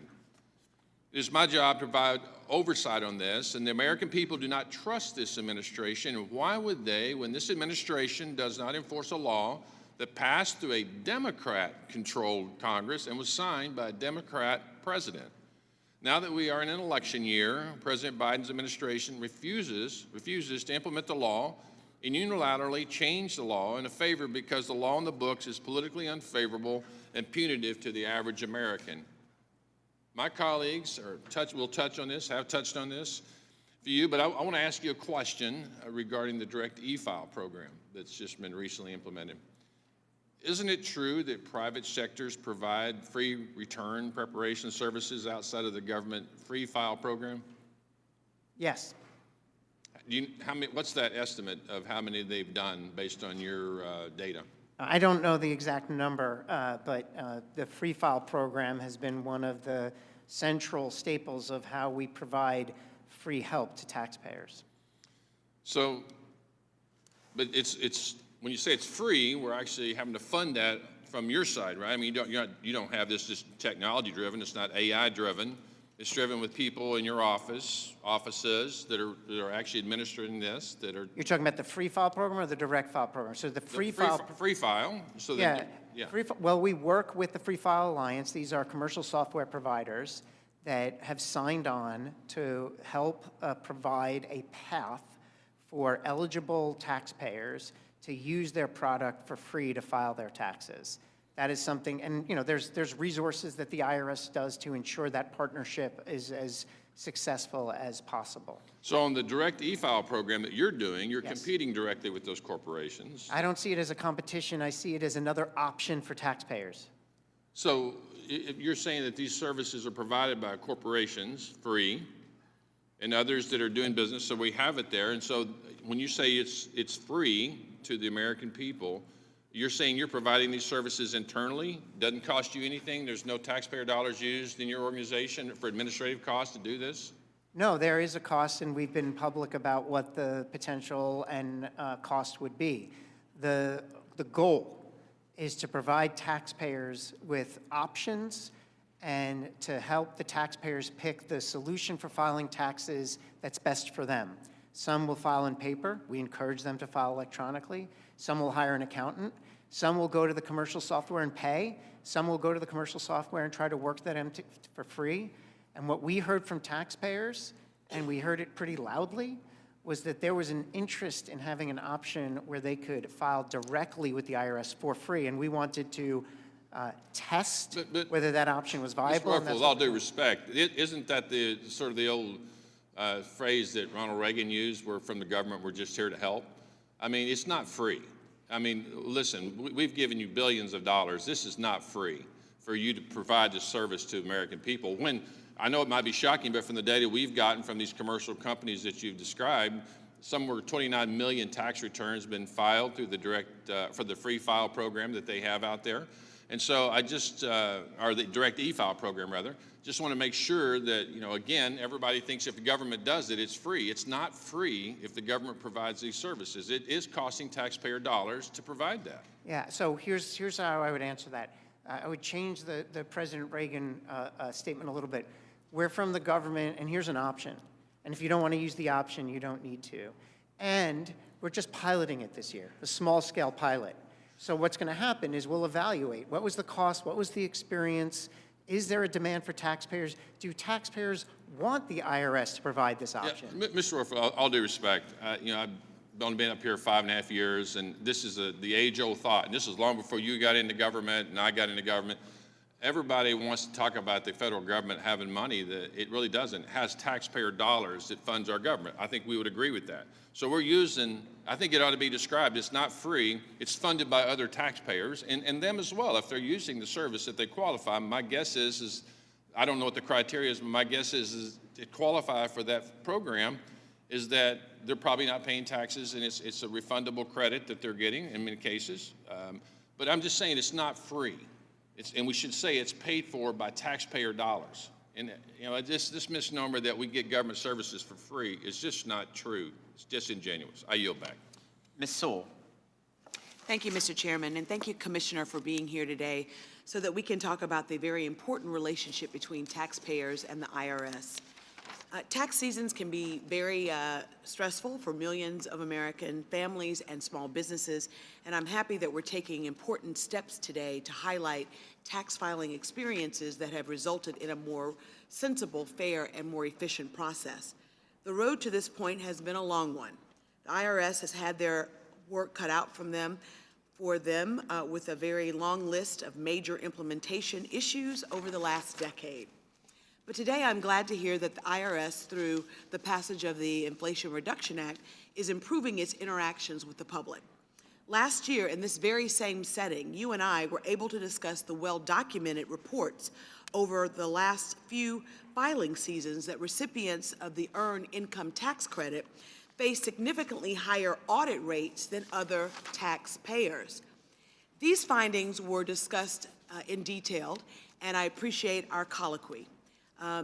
EITC audits are more heavily concentrated in the southeast of the United States and including many of the counties that I represent in Alabama's rural and underserved Black Belt. In fact, Greene County, Alabama, in my district, was among the 10 most audited counties in the country for EITC recipients. And I venture to guess that the median income for a family of 4 in Greene County is less than $30,000 a year. Since our conversation last year, you penned a letter to Congress in September of 2023 mentioning the administration of additional steps and an initial round of changes that have been made regarding the audit process for EITC. I do believe accountability is a direct result of transparency, and with that, the opportunity to ask you whether or not this initial round of changes that you highlighted in the letter to Congress has resulted in less audits on underserved communities. It will. I want to start by saying it is, you know, there are certain solemn responsibilities that the IRS has that we have to meet our mission. We have to meet our mission in a way that avoids disparate impact. And in this case, there was evidence that our audits in earned income tax credit was having a disparate impact on Black taxpayers. And we have to first acknowledge it, and now we have to fix it. And one of the significant things that independent study reported was driving the disparity was the volume of EITC audits. So one of the key things we've announced is a significant and dramatic reduction in the number of EITC audits planned for this coming tax year as a way to address it. We also are testing changes in the audit selection algorithm that we have a hypothesis will remediate the disparate impact that has been occurring. And it'll take a little bit of time to validate that. We hope to update that, maybe in the fall, where we have more data to make sure that we're reporting publicly that the steps we took had the impact that we wanted it to have. Well, I will definitely be awaiting such a report. I think it's really important that we don't target certain populations, especially those that are underserved populations, and for something as important but not often claimed like the Earned Income Tax Credit. So I look forward to working with you in any way I can to help address this issue. As you rightfully said, it is disproportionately affecting African American taxpayers, and it really is unacceptable in this day and age. So I thank you for your candor, and I look forward to working with you to see if we can reduce those numbers. Thank you, Congresswoman. Mr. Smucker. Thank you, Mr. Chairman. Good morning, Mr. Werfel, Commissioner. I'm actually okay with audits. We want people to pay their taxes, and there should be a random way of selecting some tax returns to ensure that there's an incentive for people to comply. I do want to, however, get your thinking about some statements that you made this morning. You've multiple times talked about high-income earners, you've talked about millionaires and billionaires, you've talked about complex tax returns in the same sentence as tax avoidance and tax evasion. Do you believe that millionaires and billionaires are all tax cheats? I do not. Do you believe that there is a reason for complex returns other than to avoid taxes? Absolutely, there is. What would be some of those reasons? Well, here's my understanding, that CFOs of major companies, they have a responsibility to their board and to their shareholders to find the most tax-advantaged status. The concern, and they should. So it would be a problem for you if they took a legitimate tax deduction? No, if their return is accurate and complete and legitimate, great. But that's not the concern that we have. That's not the issue. The issue was that because the IRS was not auditing our audit rates were anemic, because we weren't investing in keeping pace, that these efforts in certain cases got to aggressive avoidance and then even evasion. And I can give you examples of where it's more prolific, and that's really where we want to focus. It's where these efforts it's troubling to me when you keep using those terms in the same sentence as if all high-income earners, who, by the way, are paying most of our taxes, are all looking to avoid taxes, because that's not my experience with business owners, with corporate leaders. They want to do what's right. And so, it concerns me going into an audit. Everyone is innocent until proven guilty, and if your entire organization is taking the approach that you're taking today, you're actually feeling that people are guilty before the audit is even done. It was not my intention. My intention is to make sure we're increasing scrutiny on complex returns where there's high risk of evasion. Do you have any information on what percentage of returns on high-income earners result in no change? I can get that information for you. I don't have that at my fingertips. Do you have any information regarding the change rate after audits in all income earners levels? For instance, we know there's been fraud in those who receive the child tax credit. What percentage of individuals who have filed for the child tax credit have done it so fraudulently compared to high-income earners. Do you have that information? I believe we have that and can get that to you. Yeah, could you share that with all of us? And I want to caution you. I have a lot of people who do very well and are proud to be part of America and proud to pay their taxes. And they don't want to hear from the IRS commissioner that he thinks that all of them are cheats. So I'd caution you in the language. Well, I would love to go on the record and say I do not believe all of them are cheats. But I do get bothered when we see evidence of evasion. In your testimony, you've also characterized partnerships in the same way. That's deeply disturbing. You've said an increased audits of partnerships is important because apparently in your mind, partnerships for some reason are a category that is cheating more than others.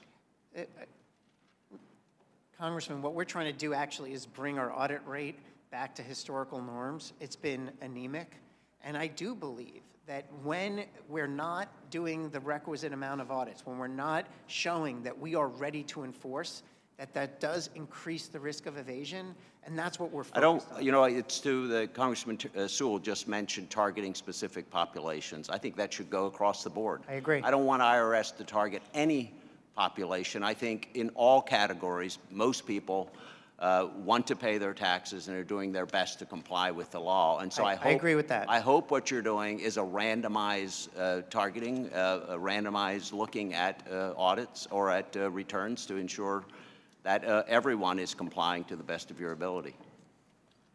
We're looking for spaces where we think evasion is proliferating and trying to hold people accountable for what they owe. Too many of these organizations are shielding their income. That doesn't mean they all are. That means that there's more work to do for the IRS to make sure people are paying what they owe. Thank you. I'm out of time. Thank you, Mr. Ferguson. Thank you, Mr. Chairman, and Mr. Werfel, thank you for being here today. I want to start with doing something that we probably don't do a lot on this side. I want to thank you for your help. When you were here last time, you gave me your word that if we sent some tough cases that had no movement, that you would help with those, and thank you for doing that.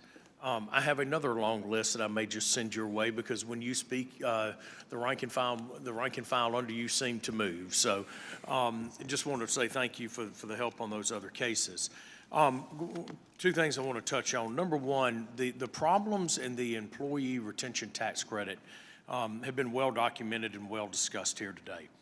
This committee, in a bipartisan way, along with the House, passed a pretty significant piece of legislation the other day, and at the heart of it was dealing with the employee retention tax credit. Can you speak to how important that legislation was into preventing the fraud and helping the IRS work through the legitimate claims on that? Can you speak to that, please?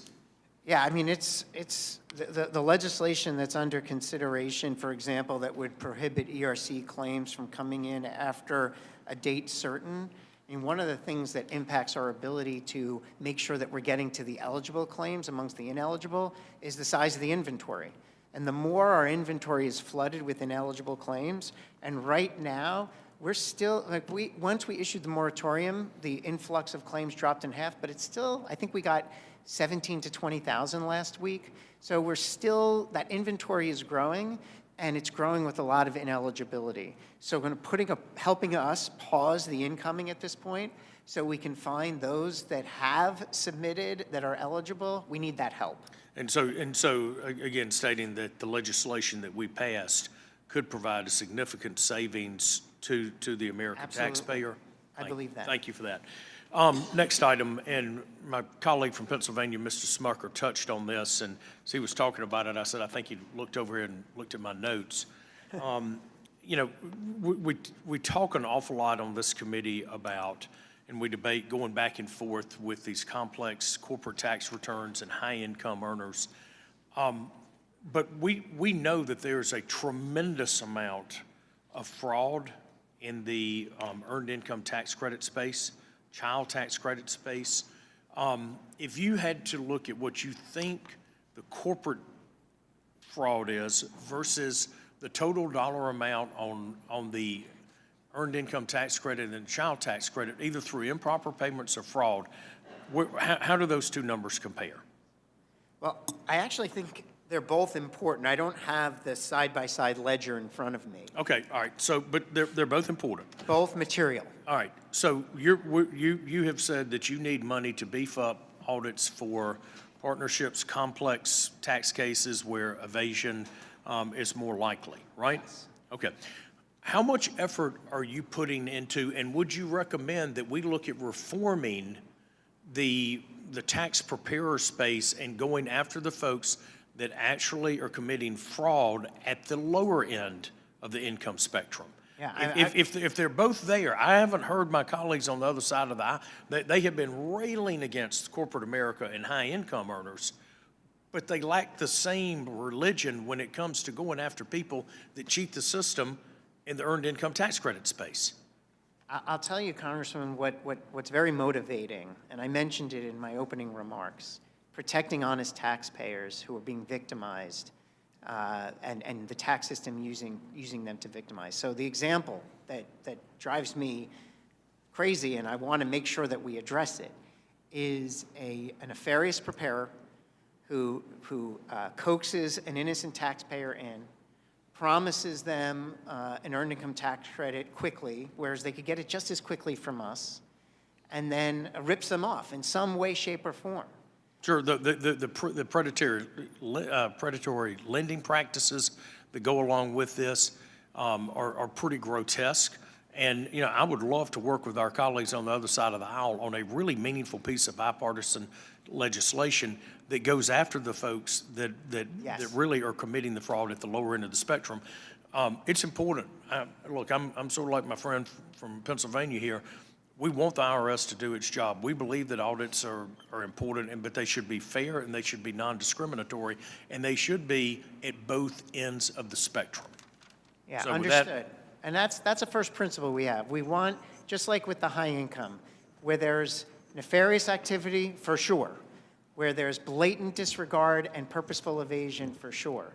And at the lower end of the income bracket, when we have nefarious actors like the one I just described, that's where I'd like to focus, rather than an audit program that impacts too many honest taxpayers. And I'll go back to this, with the right investments, we can be more surgical. Look, what you just said, excuse me, Mr. Chairman, I know my time, I'm over my time, but when you got to have a program that's fair for everybody. You talk about just going after the preparers. You have to also go after the individuals that are knowingly defrauding the system. And with that, Mr. Chairman, my time has expired. Thank you for the indulgence. Thank you. Ms. Del Bene? Thank you, Mr. Chairman, and thank you, Commissioner, for being with us today. After years of neglect through decreased appropriations, the IRS finally received the influx of resources it needed to improve and update its operations. In the year and a half since the Inflation Reduction Act was signed into law, we've seen the impact of these resources. Some of these successes include call time responses decreasing from 28 minutes to 3 minutes, the backlog of 2022 individual returns now cleared, and launching new digital tools to help taxpayers. Yet, unfortunately, Republicans want to continue getting the agency's funding, so we should be ensuring the IRS has multi-year sustained funding to continue building on these successes. Mr. Commissioner, I wanted to know if you could speak to the IRS's enhanced enforcement efforts and specifically how the use of AI is helping to identify non-compliant taxpayers. Yeah, so thank you for the question. And we have to make investments to make sure that we are precisely finding where the evasion is most problematic. And in particular, in these complex situations, for example, with money moving across international jurisdictions, money moving into wholly owned subsidiaries, it can be tough to find where the evasion is. And we can invest in AI-powered analytics to really better understand and increase the likelihood that we're seeing the evasion and selecting the right cases for audit. And so that's where these investments are going, into making more sophisticated models to make sure we're selecting the right cases and finding the evasion where it is. Thank you. One of the issues I've heard about from my constituents is about the lack of clarity on IRS. Often the notices are very complex. They're from the IRS, so people are very concerned about them. They leave taxpayers confused about how to resolve the issue. So what are some of the changes the IRS is implementing to the notices and letters that are sent to taxpayers? How can these changes benefit taxpayers, and how has IRA funding facilitated these reforms, if it has? Yeah, I mean, this is such an important piece of the puzzle. We've launched what we call the Simple Notice Initiative. We send about 170 million letters or notices to taxpayers each year. And if you look at them, they need a lot of improvement in terms of their clarity. And we've run a program. In the last year, we took 31 high-volume notices, redesigned them, and they're significantly better, and we're getting very positive results on these. And now heading into 2025, we're now scaling.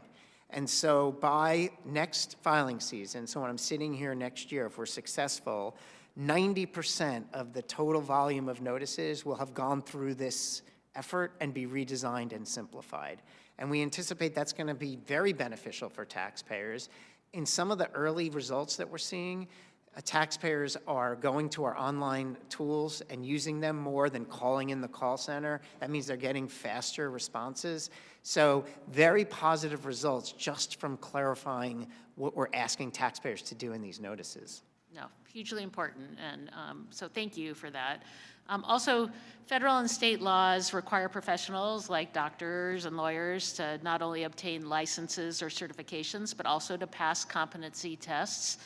And while some tax return preparers must meet licensing requirements, many tax return preparers do not have minimum competency requirements and therefore are not credentialed. Commissioner, I was wondering how taxpayers who use non-credentialed preparers are harmed by doing so, and how would establishing minimum competency standards help protect taxpayers? Yeah, this has come up a few times in the hearing. We do have a risk with preparers that are not serving their clients well or their customers well. In some cases, just not providing appropriate and suitable tax advice. In some cases, actually stealing from them, or in some cases, leaving them with a financial mess on their hands. And so more can be done. And we have, the administration has put into the president's budget previously changes that would allow us to require more credentialing of these preparers before they would be able to provide tax advice or preparation services. I think it's an important thing because people are being victimized, and as I said earlier, one step the IRS can take in partnership with Congress to show that we're on the side of taxpayers is disrupting those moments of victimization. And this is an idea, an initiative that could do just that. Thank you. My time's expired. I yield back, Mr. Chairman. Thank you. Mr. Estes? Thank you, Mr. Chairman, and thank you to Commissioner Werfel for joining us today. I mean, we're 60 days out from Tax Day 2024. The Kansans I represent are working through their tax season tasks, whether it's preparing to file their individual tax returns or filing business forms. I mean, the fact is everybody has to interact with the IRS. An agency really should have a customer-focused prerogative that puts American people first and not the own interest within the agency. I'm also concerned about, like my colleagues here, about some of the inflammatory accusations that certain groups of Americans are automatically considered to be tax cheats. My career prior to running for office was looking at how do we provide good customer service, how do we make business operations more efficient. And unfortunately, it seems like a lot of the DC bureaucracies focus more on how to make things easier to push paper or work from Johnny's desk to Sally's desk, instead of focusing on how to be more efficient and meet the needs of American taxpayers and any constituents and provide that quality, timely service. Mr. Commissioner, I'm sure this doesn't surprise you, but my office in Wichita receives calls each year from constituents who have issues with the IRS. I mean, just this month I received a letter from a small car dealership in Cheney, Kansas, that faced issues e-filing their 1099 NECs by January 31st deadline through the Information Retrieval Intake System, or the IRS. Mr. Chairman, I'd like to submit this letter from Luber's Cars for the record. Without objection. You know, the controller at Luber's Car told my office that while they started in the middle of the month, the e-filing and IRS portal continued to crash, causing major delays and pushing them right up to the deadline. But the situation was not unique to Luber's Cars, who assured me that they have the top-of-the-line high-speed internet. They reached out to the Kansas Automobile Dealers Association, who informed them it was a widespread issue. Luber's tried the portal at multiple times during the workday and evening with no avail. Their CPA indicated that they were receiving calls as well. Finally, around 6 a.m. on January 31st, the deadline, they successfully were able to submit the required 1099 NECs. Commissioner, as you know, the next deadline is March 31st. Are you aware of these issues with the IRS portal, and what are you doing to make sure that this critical tool is ready for the upcoming heavy usage as more small businesses file, now that you've got this money to have these upgraded systems? It's a great question, and it's definitely on my radar screen. It was concerning while it was going on. This is, you know, we have a lot of different portals, tools, technology out there, and you know, anyone who's involved in running these systems will let you know that they don't always perform perfectly. The key is what your reaction time, your speed, your troubleshooting is, and when it happens, do you learn from it so that you prevent that type of mistake from happening in the future? And that's what I'm trying to instill in the IRS. And so we were working the problem, are working the problem, made the necessary adjustments to allow these information returns to be submitted successfully. We are monitoring it I'm cautiously optimistic that the changes and the updates that we made will allow for a much more stable platform as we get to the busy season. Well, the Luber's controller called the IRS help desk multiple times and couldn't get through. You said earlier you've hired 5,000 new call agents to help with that. And so this letter is just less than 2 weeks ago. And so have all IRS agencies, employees returned to the office for 5-day work weeks since COVID? I know the GAO issued a report this fall that high percentages of offices across all agencies, not just the IRS, had not returned to the office. And what are you going to do, or what are you doing to help make sure that taxpayers who are trying to do the right thing can get through to work with your agents and other employees? Yeah, so first clarify, all IRS employees are working. The objective is to make sure that we're getting the mission done. And when you tell me that someone didn't get through on the phone line, I want to learn more about that and figure out what we need to do. There is a government-wide standard out there in terms of where we stand today, what should be the percentage of in-office work versus remote work. The IRS is generally consistent with that government-wide standard, but we're constantly evaluating any steps that we can take. Sorry to interrupt, but what is that, before I run out of time, what is that governmental standard for the IRS for the number of employees? Well, the government-wide standard is working? 50% is the government-wide standard. So 60% of the employees come to the everyone's office. working, it's 50% on-site versus 50% working in some remote location. So how can somebody in a remote location be handling its tax returns? That just seems to me that it's not doing the job that needs to be done to help service American constituents. Well, I'm happy to walk you through in greater detail, but we have many, many employees on site doing the exact work that you described.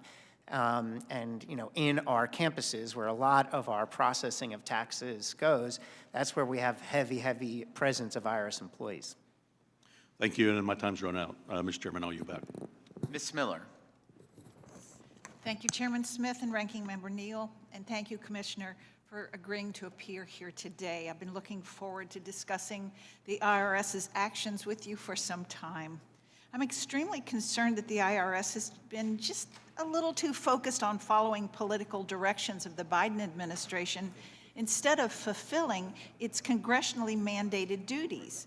The continued delay of the 1099K threshold, an announcement of a new law. Unfortunately, this is just another step in a long string of illegal and questionably legal actions taken by the IRS and the Department of Treasury to either willfully ignore the change or misinterpret the laws that have been passed by Congress. Why was the IRS unable to implement the $600 1099K threshold passed in the American Rescue Act?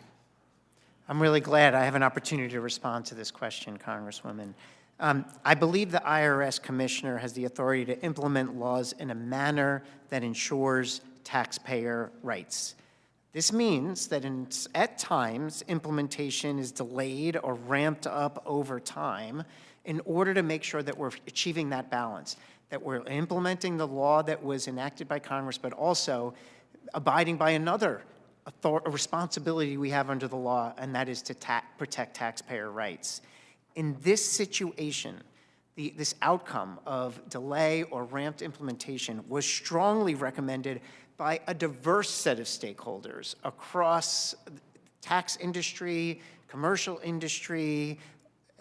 From every direction, we were hearing calls to that there was risk. Well, I can understand why. Yeah. I mean, given the 3-year extended delay, does the IRS believe it will ever be able to comply with this law? We're working with stakeholders on a path that will get it done, and in particular, that's why we are intending to begin implementation next year. Again, the focus that I have and we have at the IRS is how do we do this in the best interest of taxpayers? We don't want taxpayers overpaying their taxes. We don't want them confused. We don't want them bombarded with forms and paper they shouldn't be receiving. And if we go forward with implementation without being able to adequately protect against that risk, then I'm not meeting my legal responsibility as commissioner to help taxpayers and to help protect their rights. Well, in November of 2023, you announced plans for a threshold of $5,000 in 2024. Yes. Who specifically made that decision to set this new threshold? That was a strong recommendation from the stakeholders we reached out to across a variety of stakeholders, taxpayers, these companies that are third-party payment platforms. The reason why there seemed to be consensus on $5,000 was because that, if you looked at the analysis and the model, $5,000 would ensure the most revenue would be impacted while also protecting the most taxpayers from unnecessary paperwork and sending them things that they didn't actually need. Well, I have to reclaim my time because, I mean, what authority does the IRS have to set the new threshold? The authority. So we have an authority under the code to administer laws consistent with taxpayer rights. And so this happens from time to time. Oh. Our goal and our objective is to implement the laws on day one. Yes, there are many. We write the laws. Yes, Congress writes the laws. But don't. There are a variety of examples throughout history where the IRS, in order to protect taxpayers from undue burden or from potentially being overtaxed, where we have either delayed implementation or ramped implementation. This is not the first time, and I'm not the first commissioner that has confronted this tension. But they're still illegal. Your actions are still illegal. It's not illegal to take a step to protect taxpayer rights. Well, anyway, I'll move on from this. Another concerning action I have that the IRS has taken is the implementation of the so-called free file program. I mean, you've got to be kidding me. Nothing is free.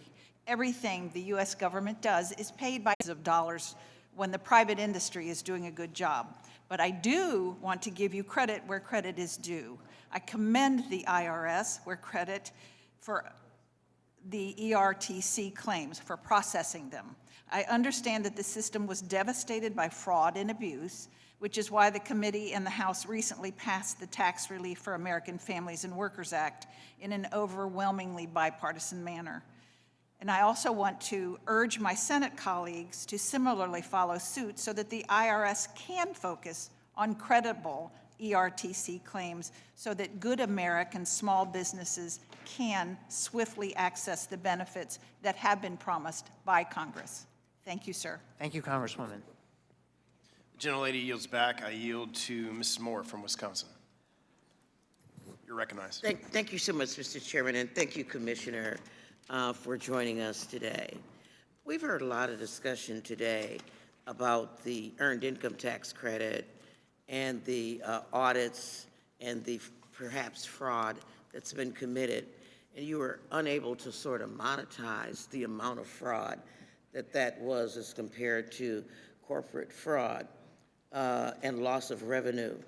I guess we've had estimates that there's, like, at minimum, close to maybe $600 billion to $1 trillion worth of lost income from corporations. Is that anything, even though you can't nail it down to the penny. Is that anything close to what you're experiencing with the earned income tax credit? Just sort of a back of the envelope sort of assessment? So we have a tax gap analysis where we can evaluate where the differences are between what is paid versus what is owed. And the last estimate that we provided estimated at roughly $650 billion a year in this gap. So are you guessing that maybe the earned income tax credit fraud or whatever, and I'm sure you can recover all of it since it's not very complicated to catch an earned income tax problem. You don't even need a person, probably the machine will find that. Am I right or wrong about that? Well, Congresswoman, for me, it's about priorities. Yeah. And Okay, what are our priorities within earned income tax credit program integrity, and what are our priorities in terms of tax evasion amongst the wealthy? And that's what I'm seeking to establish. Okay, so let me go on because I hadn't really planned to talk about this. It's just that my colleagues have raised it. What would you say that the fraud rate for the earned income tax credit is as compared to the low uptake of it? The numbers of people who deserve it and could use it and don't apply for it is. What is that number? Yeah, and again, I don't have the specific fraud rate. It's not something that we measure. It's not fraud. I'm talking about the people who don't even claim it. And this is part of the challenge. We believe that there is a material gap in the number. I mean, there's millions of dollars left on the table. Agreed. I think that families and kids need, particularly since we have such a stingy child tax credit. You know, we have harsh requirements for TANF, and people are leaving money on the table with the earned income tax credit. You know, I think, I believe it was my good colleague that asked you a question about child support.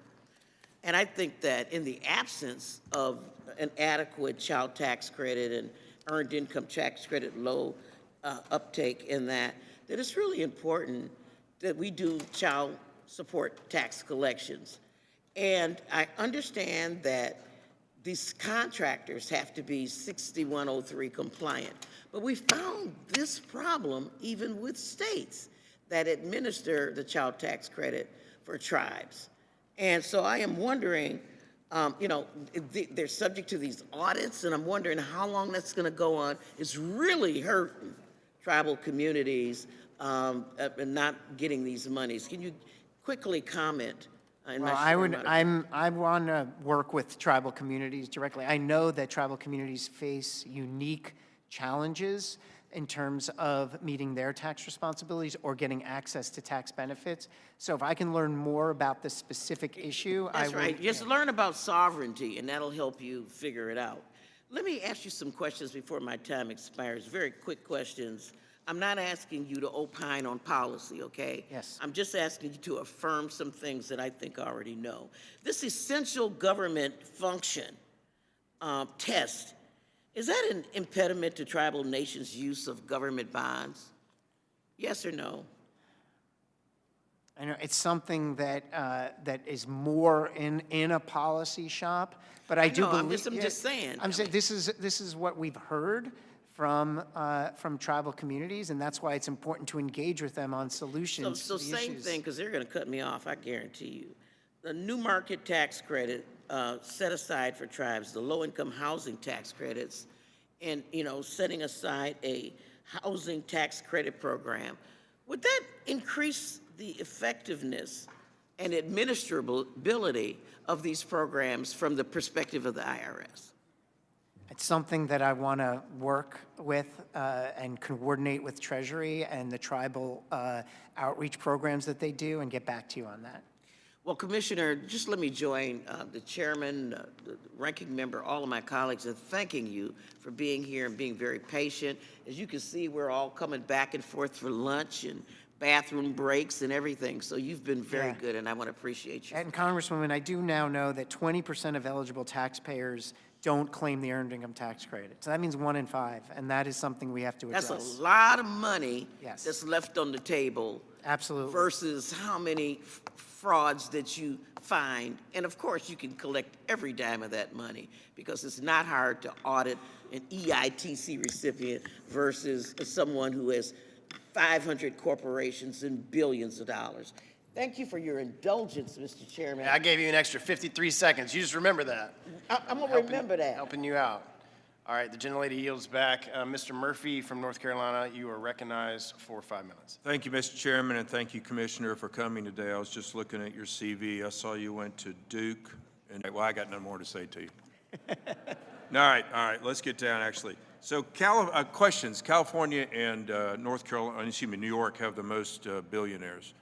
And you're saying that it's a high rate of cheating. Have you ever correlated any of them with are they paying the California taxes and the New York taxes? I don't have that analysis at my fingertips. We're focusing. No, what I'm saying is because we're talking about a lot of folks not paying their taxes. Look, I'm 100%. People need to pay their taxes, period. I don't care what income bracket you're in. But if we're talking about millionaires and billionaires not paying their fair share, which is what we hear the president say a lot, those are the two biggest states are in California and New York. So it'd be nice to know, you don't have to answer this, but it'd be nice to know, are they doing that for New York and California? Fair question. It is a fair question. And I would, I would want to coordinate a response to that after talking to those states. We are not necessarily focused regionally. We're focused on the types of evasions I get it. that corporations are engaged in. Many of them are maybe operating in California, incorporated in Delaware. The reality is that the question is the underlying behavior. Okay, all right, thanks. Were you aware that the Biden administration has said that TikTok is not to be allowed on government devices? I am aware of that, yes. All right, so this is just very troubling to me. So the OMB issued guidance February 27, 2023, agencies were how to implement this law. DIGA found that 23 devices used by IRS still had access to TikTok, and this is still troubling. It took the IRS, this thing was issued, TIGTA issued this to the IRS in May.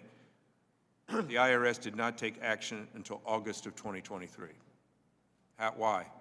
I'm not sure of the facts of that, but that does seem unacceptable, and I will get to the bottom of it. Do you personally believe, I think there are many members of Congress, especially over in the Senate, Democratic Senator Intelligence, Senator Warner, believes that TikTok is a security risk to this country?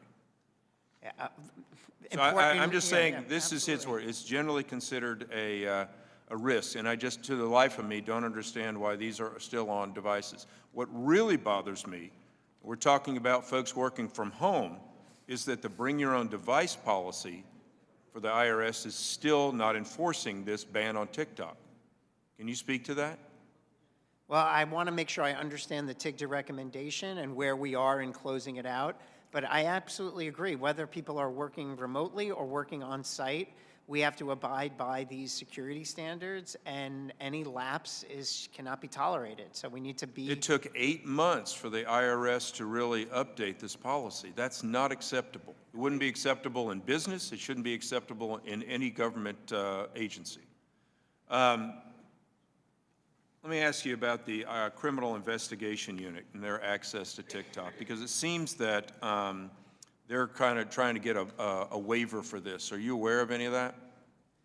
I am aware of the fact that that in certain cases, when our law enforcement division is working to impede, disrupt, and hold accountable criminal enterprises, sometimes they have to use tools that to understand and solve those crimes. So it's not, it's a kind of an apple and an orange versus an IRS employee who should not have TikTok on their device versus a law enforcement official who's using. Are you aware of that requisite, of that asking for this, for the Criminal Investigation Unit to have a waiver?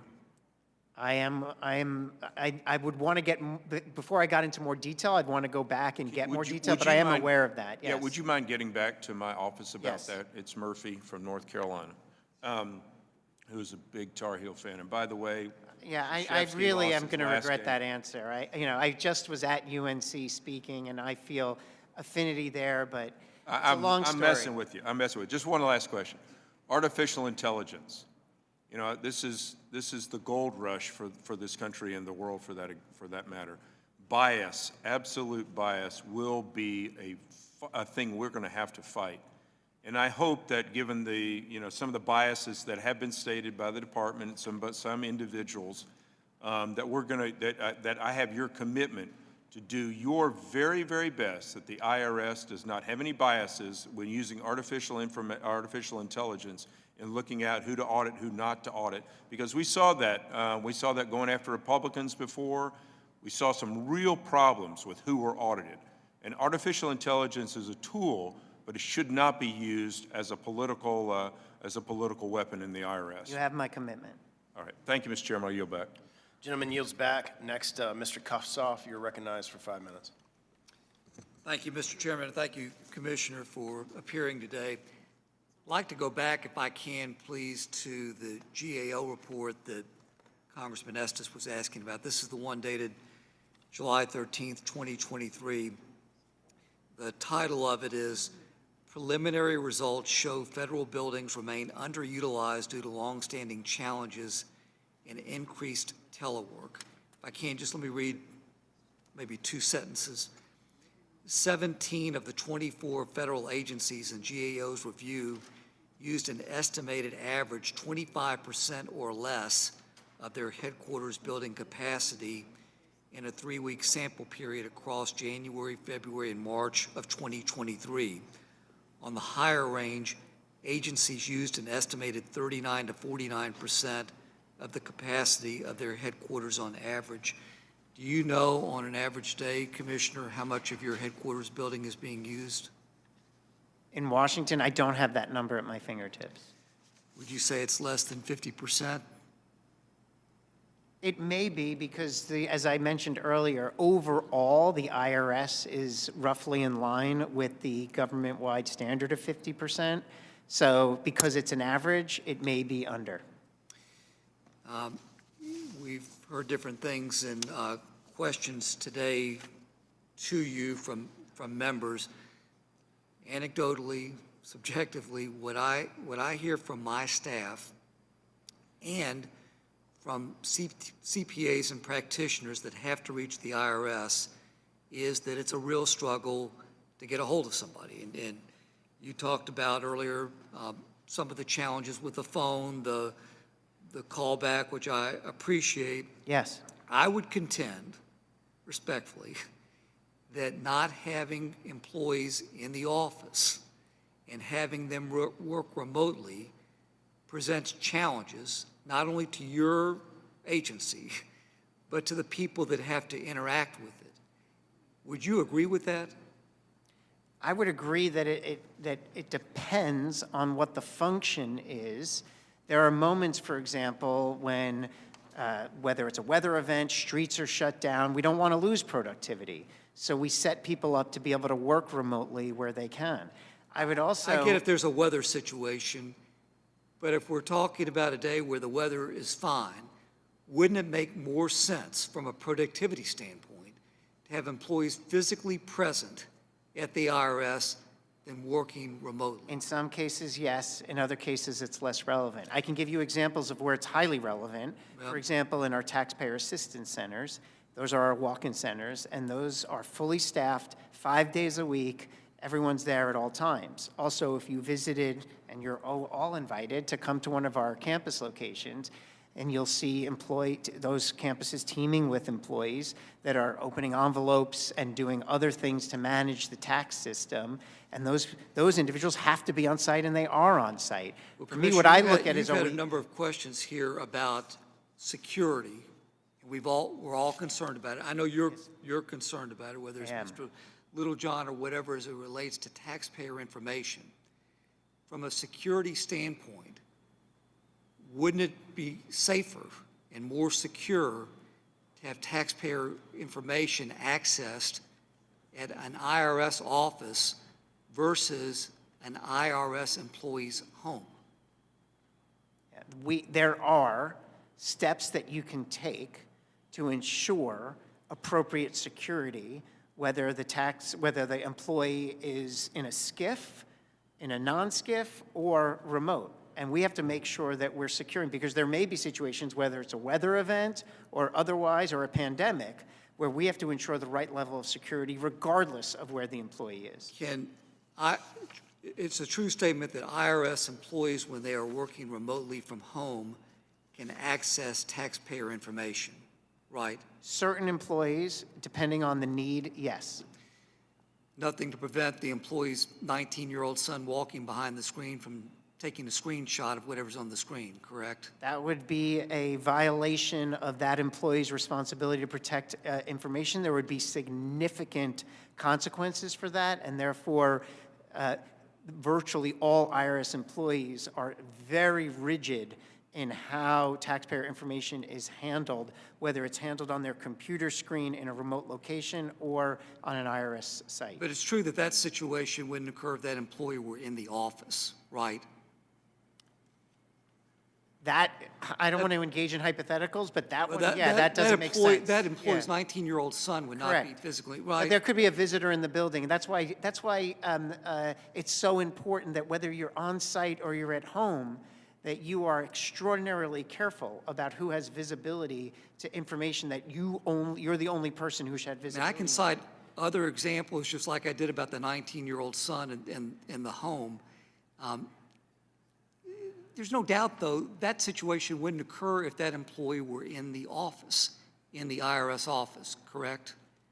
What I'm suggesting is Yeah, hypothetical. can you- I don't want to would you engage in answer yes or no, and hypotheticals. then I'll allow you to finish the I feel like it's dangerous to go into hypotheticals, because then someone's not a going to turn hypothetical. around and ask me, what if someone has a take your daughter to work day and they're walking through the office? So there are all these situations. My common denominator bottom line is that each employee must rigidly and relentlessly protect that information from unauthorized access from any 19-year-old, whether they're visiting their parent in the office or whether they're at home. Let the record show that you were non-responsive. Thank you, Commissioner. Fair enough. The gentleman yields back. Mr. Schneider is recognized for 5 minutes. Thank you, Mr. Chairman, and thank you, Commissioner Werfel, for joining us today. I want to start by saying I have appreciated working with you and your staff, who have been very helpful with us in dealing with our constituent questions. Before I go to a question, let me touch briefly on casework. We've been in touch with your team on a handful of IRS cases that we've been unable to make headway as we were hoping. Can I just get a commitment that we'll continue to work on these to try to get them done?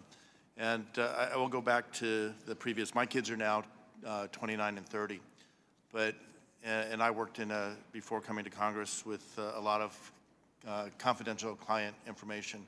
Whether my kids were visiting me in the office, as they often did, or I was working at home, as I often did, it was imperative that I kept that information confidential. And I think what I heard you saying is that that's the expectation of IRS employees, that information is kept confidential irrespective of where they are, who might be visiting. One of the reasons why I was struggling with the question in the hypothetical is I don't want to signal to any IRS employee that they can let their guard down no matter where they are, whether they're at home, whether they're at the office. It's absolutely critical that we have rigid policies and procedures in place to prevent unauthorized access. Right. And that's what I really want to emphasize. Thank you. I just want to make that clear. Let me also, I'll take another minute. We've talked about the IRA and the impact it's had, and you've touched on some of the things, but the handful of things, I'll let you reiterate them, that the progress made. There's been discussion of here saying it's not quite perfect, but I'm going to focus on progress, not perfection. Where's the progress we've made over the last things are couple years? trending in the right direction. I don't think there's any way that I will rest and come up to this table and say we're done. We're not done. And I want to hear about the taxpayer concerns. But I also want to recognize the before and after of a funded tax agency versus a non-funded tax agency. And the before and after is stark in terms of what we're able to deliver in terms of taxpayer service. And that means if we're funded, our walk-in centers are open. We can have Saturday hours. We can have special events where we're training people about how to use their, how to get free assistance. Webinars are in place. All these different resources that we can invest in reaching out to taxpayers and helping them meet their tax responsibility. Is the difference of 85% of calls going unanswered and 85% of calls now Exactly. being answered? Exactly. And the other thing that I haven't had a chance to emphasize as much as I'd like to is the before and after of being funded in terms of what we can do to protect honest taxpayers from scams and the perpetrators that are involved in them. And if we're not funded, we're on our heels. The tax system remains complicated. It remains a playground for scam artists to exploit honest taxpayers, scare them, call up someone who's elderly, pretend they're the IRS, convince them to take out their credit card and pay a phantom debt.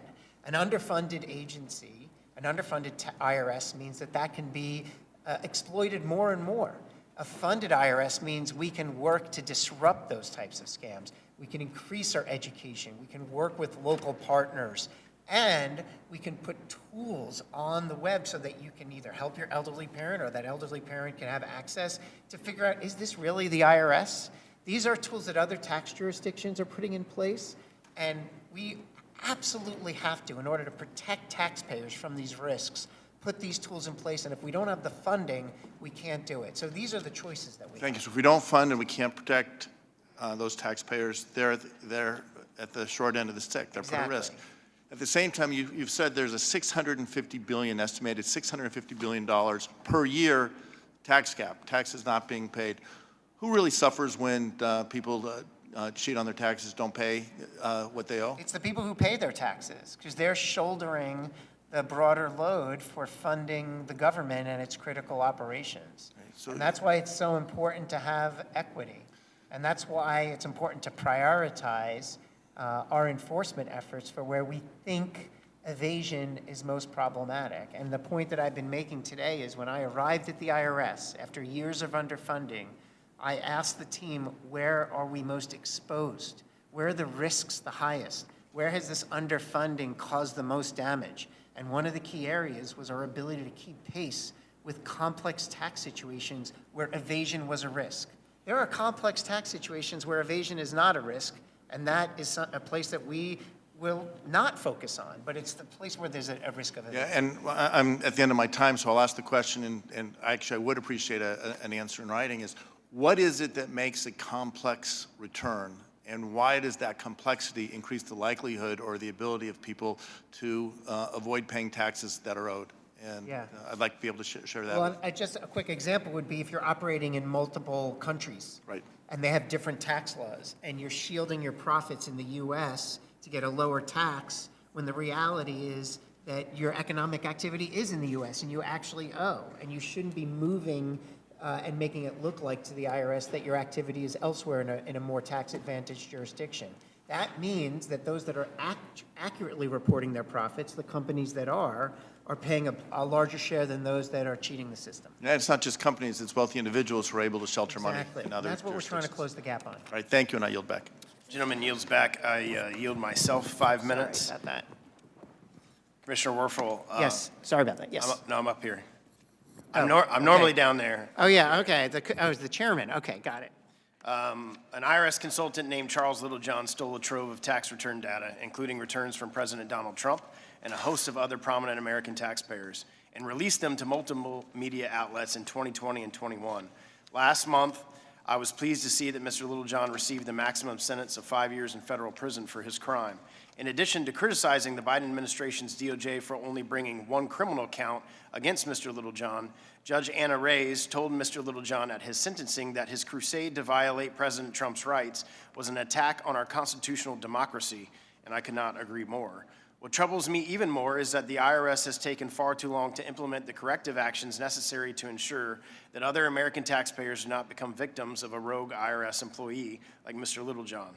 The Treasury Inspector General for Tax Administration recently reported that the IRS failed to ensure that all its sensitive systems provide accurate audit trail logs to monitor and identify unauthorized access. Essentially, TIGTA is saying that you did not know when sensitive taxpayer information was illegally accessed. I understand Mr. Neal asked you about this, and you said that you guys have taken corrective action since that report came out, was last week, February 6th. What specific actions have you taken, and have you taken all three of the recommendations that TIGTA made in their report? Yes, we've taken a bunch of actions. I'll be very quick just to kind of give you a flavor of them. We've reduced the number of users. We've put more robust encryption in place. We've strengthened our oversight. We have improved our access logs. We've eliminated more removable media. We've put in place tighter email controls, new printer controls, and on and on and on. And on this point, this is such a critical point on the audit trails in our systems. TIGTA had identified, I think it was somewhere between 300 and 400 systems in the IRS that had sensitive data that didn't have the appropriate audit trails. I required the team, I think it was almost like my third or fourth day at the IRS. I said, I want audit trails in every one of those systems consistent with TIGTA's requirements. Those have now been done. We shared that with TIGTA, but TIGTA didn't have sufficient time to validate that we did everything we said we did. So when was all that completed? That was completed by the end of the fiscal year, so around September 30th. So all of the 3 recommendations that yes, TIGTA is how you respond to? Yeah, they're evaluating. We've said we agree. We're making the changes. We've made the changes. Here they are, and TIGTA's now, thank you. We're going to evaluate and see if you've done it exactly the way we want you to do it. So they're re-examining whether, for example, our audit trails are as robust as we believe they are now. So they're re-examining. So I'm just trying to understand when, because their report just came out. Yes. So like you've been there a year. Yes. When did you? And I mean, this goes back to the returns were leaked in 2019. It was published in 2020. Then Mr. Littlejohn leaked a second batch in 2020 to ProPublica, which was Yes. published in 21. Obviously, you weren't there, so I'm not asking you to vie for what happened during that period of time. But you've been there a year. So is it your testimony today that since you've been there, this has obviously happened, you've started taking corrective actions on these audit trails? Yes. When has that been complete? Like, is that, your testimony before the committee today is that is done and complete? It is complete. Now, we were getting a peer review or an oversight review from TIGTA. We've said it's like we've handed in our assignment. We've put in all the audit trails to the systems that you've identified needed audit trails, and they're reviewing that to ensure that we didn't miss any. So I want to make it clear to the American people today. So the 3 recommendations that were in the report last week that they made, you are stating under oath today that those have been made by the IRS. All of the recommendations in the report. We've agreed with all the recommendations. I'm stating for the record that the audit trails recommendation has been done. I want to double, triple confirm that we're completed with the other recommendations, but they're all underway. Can you let the committee know? Absolutely. When can we expect that information? I can probably get back to you by tomorrow or Monday's holiday, Tuesday. If you could give that to the chair to disseminate to the committee, I would Absolutely. appreciate it. In the 30 seconds I have left, Please. we have, in my district, was decimated by Hurricane Ian. In the tax package we just sent to the Senate, which obviously isn't going to pass by today, the extension deadline, all of the people in my district for 2022 tax year are now going to be forced to, by today, file their extension and then have to do an amended return. It's my understanding that it's taking about 20 weeks to process amended returns. What assurances can you give all of the Americans in 45 states who've been affected by a natural disaster who are now going to have to file an amended return that it's not going to take 20 weeks to get their money back from the IRS? This is a challenging issue, Mr. Chairman. The reason it's challenging, and it's not about making excuses, this is about just sharing the facts, is that our systems, while we are more modern and effective with original returns, we're still on outdated systems on amended returns, and it's more manual. And that's why if you file an original return electronically and select direct deposit, we can get your refund in under 21 days. But if you file an amended return, that's a paper manual process. It takes a lot longer, and it's unfortunate. Since I gave Mrs. Moore a little bit of extra time, I'll take a little extra time. So what are you guys doing to remediate that? Like, why does it require a paper return? Is there efforts in place to? Absolutely, yeah. We're doing a bunch of different things. First of all, looking at leaning out our process to see if we can close the gap on those 20 weeks, and also taking the steps to automate our entire infrastructure. This is one of the reasons why the modernization effort is so important. We're also doing a lot more scanning of all of these paper forms, because in a machine-readable format, we can move more quickly. Thank you for being here today. My time's expired. I now would like to recognize Mr. Fitzpatrick for 5 minutes. Thank you, Mr. Chairman. Commissioner, thank you for being here today. Sir, as you're aware, the IRS placed a moratorium on processing of new employee retention credit claims through the year's end to allow the IRS to add more safeguards to prevent future abuse and to protect businesses from predatory tactics. In my district, I have many businesses that are impacted by this and are reliant on the ERC. In fact, we have businesses that say they could not meet their payroll because their ERC had not been processed. Specifically, my office's constituent inquiries where businesses are owed in excess of $1 million, preventing them from meeting their own payroll for their employees. It's my understanding that in October of 2023, the IRS issued a bulk taxpayer assistance order on hundreds of current cases involving ERC claims, but that was months ago. So could you just give us an update on where that stands? Yeah, we are working hard to make sure that we can separate eligible from ineligible claims in the inventory that we have. As I mentioned earlier, it's challenging because we have a lot of inventory and a lot of ineligibility, and we have to figure out what's eligible and what's ineligible. We're making progress. In fact, since we issued the moratorium in September, we're averaging between 1,000 and 2,000 processing a week. So we're getting the eligible ones out the door. And I think since the moratorium, we're nearing $1 billion of ERCs issued. So I think we're meeting our promise to make sure that the moratorium didn't stop us from processing claims that were received before the moratorium. But it's challenging because it's a very complicated program. Eligibility is tough to weed out from ineligible, but it's a focus point for sure. I want to jump to the direct file system that the IRS has put in place. This committee has asked many times before what the cost of that program would be. At least as far as I'm aware, it's still unknown at this point.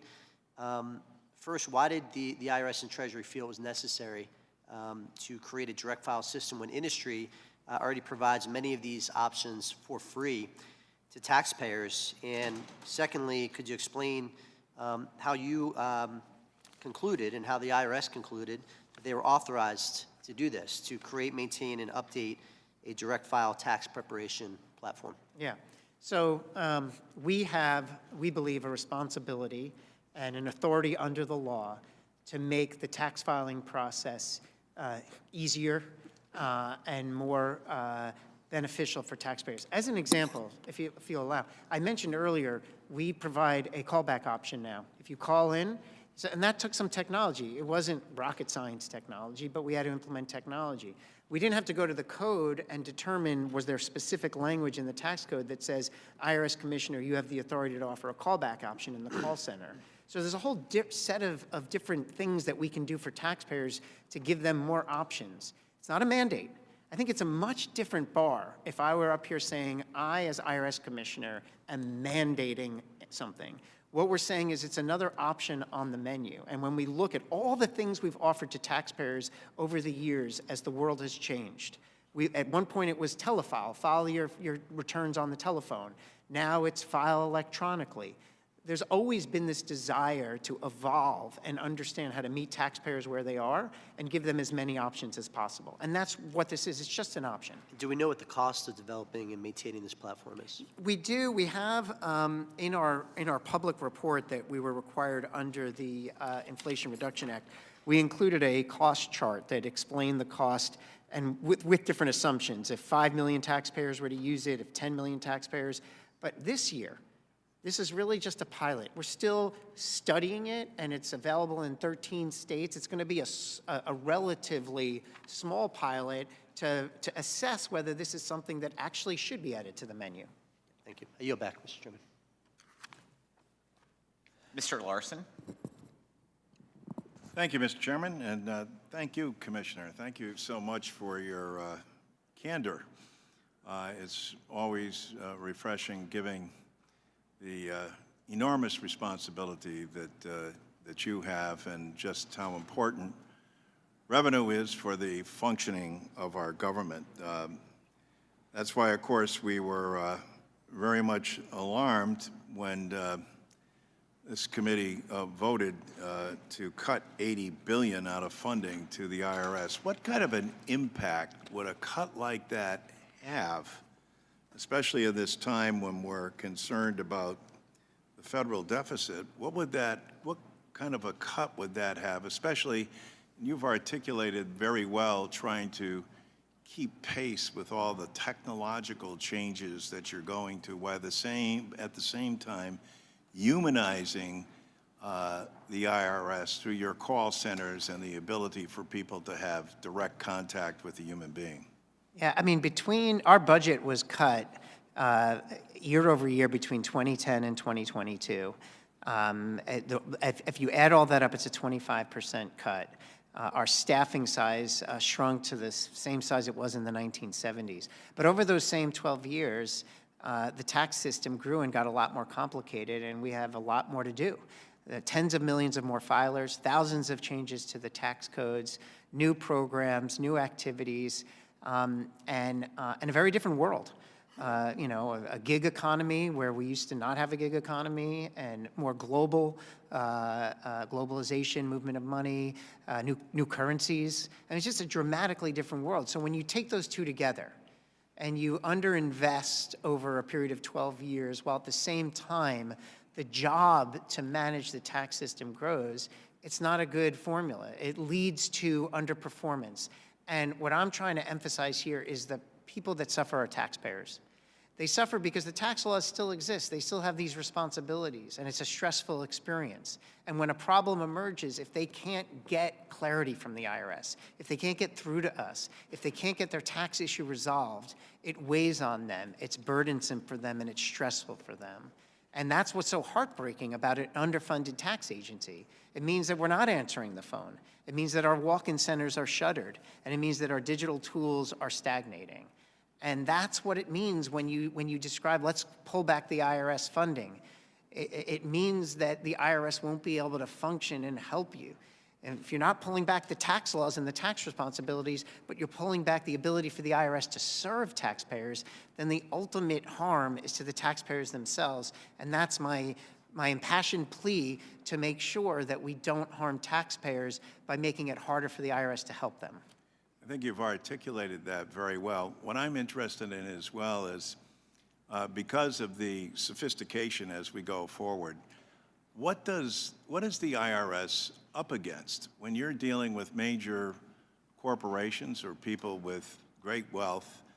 What does it look like inside the IRS when you're dealing with a battery of attorneys, accountants, and consultants that are going up against government employees?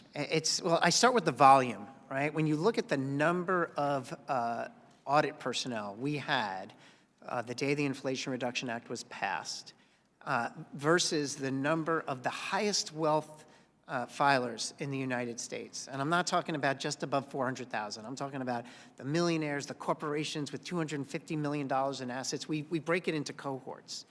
And at the moment the Inflation Reduction Act was passed, we had one auditor for every 150 of the wealthiest taxpayers in the U.S. And these tax returns are long and complicated, thousands of pages, sometimes hundreds of thousands of pages. So I like people to picture that one IRS auditor or examiner backing in 150 truckloads of paper saying, I'll review all that, that's my job. So it's a real volume challenge. So we had to hire more personnel to evaluate these returns, but also the complicated financial structures, the introduction of new currencies, the more movement of money into international tax jurisdictions, the proliferation of tax havens. All of it, we have to keep up with it. Exactly. It's an investment that we have to make in our subject matter expertise. It's investment that we have to make in our analytics and our predictive modeling, because here's the other issue. If we don't invest smartly, we just start pulling audits, we're going to end up pulling audits from people that are following the laws more regularly and then adding burden to them when they're doing what they're supposed to do. So precision is actually very important here, and you have to invest to get that precision. Mr. Chairman, I think we should do a hearing at some point, too, on what artificial intelligence means and what it will mean to our agencies, especially those that are guarding our privacy issues as well. But thank you. Thank you. Commissioner. Thank you for your integrity and your candor. Mr. Larson, that's a great idea. So, Mr. Harrington. Thank you, Mr. Chairman. Commissioner, thanks for being here. Couple things. One, I'd like to have a conversation. We don't have to do it now with your team responsible for the donor advisory fund regulations. I want to understand them better. They may be right. They may not be. I have concerns about what y'all would think are conflicts of interest that I think the market has already considered and already manages, if you will. So it's something I'd like to have my commitment on that. Thank you. So I'm sure you have been briefed about the question I have, which is the question I asked you a year ago. You got a lot to keep up with. You did respond in a letter. I referenced in our conversation a New York Post article that talked about the number of firearms and munitions that you all have at the IRS and the number of armed agents. And it went through specific numbers: 3,832 handguns, 600 shotguns, 439 rifles, 15 fully automatic weapons. So it's very detailed. I don't know where they got their information.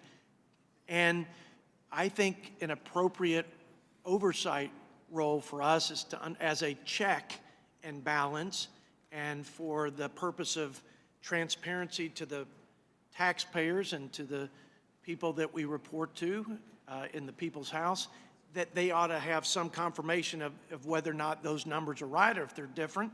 You responded with a letter and said, the inventory of guns and ammunition is consistent with other law enforcement agencies.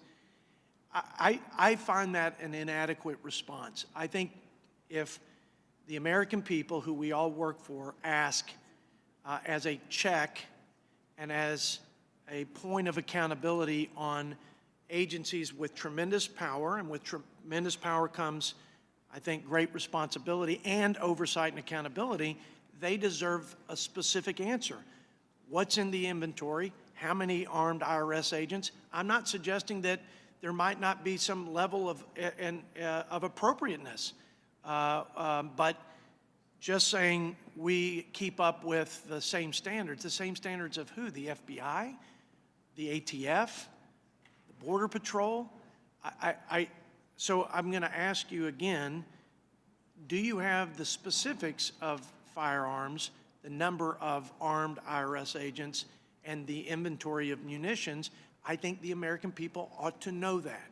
And then we can discuss why you have it and why they exist and for what purpose. And again, there may be an appropriate need. Yeah, I would love to answer this question. First of all, I do recall the letter. I believe the letter that we sent you had a link to a public report that has the information you requested. If it did not, then we will get you that public link. I added the point that it was consistent with other law enforcement after providing the data. If I could, though, I think it's so important, if you could allow me to just address some myths about IRS and guns. First, the vast majority of IRS employees are unarmed and will never be armed. Most IRS employees are customer service reps. I like to say they're armed only with headsets, phone headsets, and most of our accountants armed, all of our accountants, armed only with calculators. And 50% of them are home doing it instead of in their offices, but that's a different issue. Second, the only people in the IRS that would ever be armed are federal law enforcement officials who investigate crimes in the context of very dangerous scenarios, organized crimes, criminals operating on the dark web, narcotics trafficking, human trafficking, terror financing, money laundering. The idea of sending these law enforcement officials to go execute a search warrant or an arrest warrant without being armed along with their other law enforcement colleagues is not something that would ever be a smart or prudent thing to do. Third, and this is about our inventory, I think it's important context, the actual discharge of any weapon by an IRS law enforcement official is extremely rare. But under federal regulations, we are required to maintain a minimum amount of ammunition for training purposes in order for them to be able to hold a firearm when they're executing a search warrant on a dangerous criminal. And so when you see the ammunition numbers in that public site, don't assume that that is ammunition that is used by the IRS ever. It's really just for training. I got 5 seconds left. Yep. I appreciate all that. I'll look at that link. Please. If it's in there, then I may have missed it. Yep. If it's not in there, I will get you the data. you'll give me the specifics so we can Absolutely. share with the American Yep. people, so we can, okay. That's good. That's all I need. Appreciate it. Thank you. Thank you, Ms. Tenney. Thank you, Mr. Chairman, and I see the ranking member is up there too, and thank you both for holding this hearing, and thank you, Commissioner. I know this is a long morning and afternoon for you, and I just want to jump into a couple of quick things. So, Commissioner Werfel, as Israel continues to fight the war that Hamas started with a vicious attack on civilians on October 7th, 2023, which includes the efforts to recover hostages that continue to be held underground in Gaza, disturbing demonstrations have swept through our college campuses and around our nation and here at home. Many of these demonstrations have been explicitly anti-Semitic, and some have called for the death of the Jewish people. This committee held a hearing in November where we heard from witnesses that explained how certain groups behind many of the events calling for violence against the Jewish people are funded through tax-exempt organizations. Multiple witnesses raised concerns that tax-exempt groups in the United States have ties to and may be providing material support to Hamas, a terrorist organization.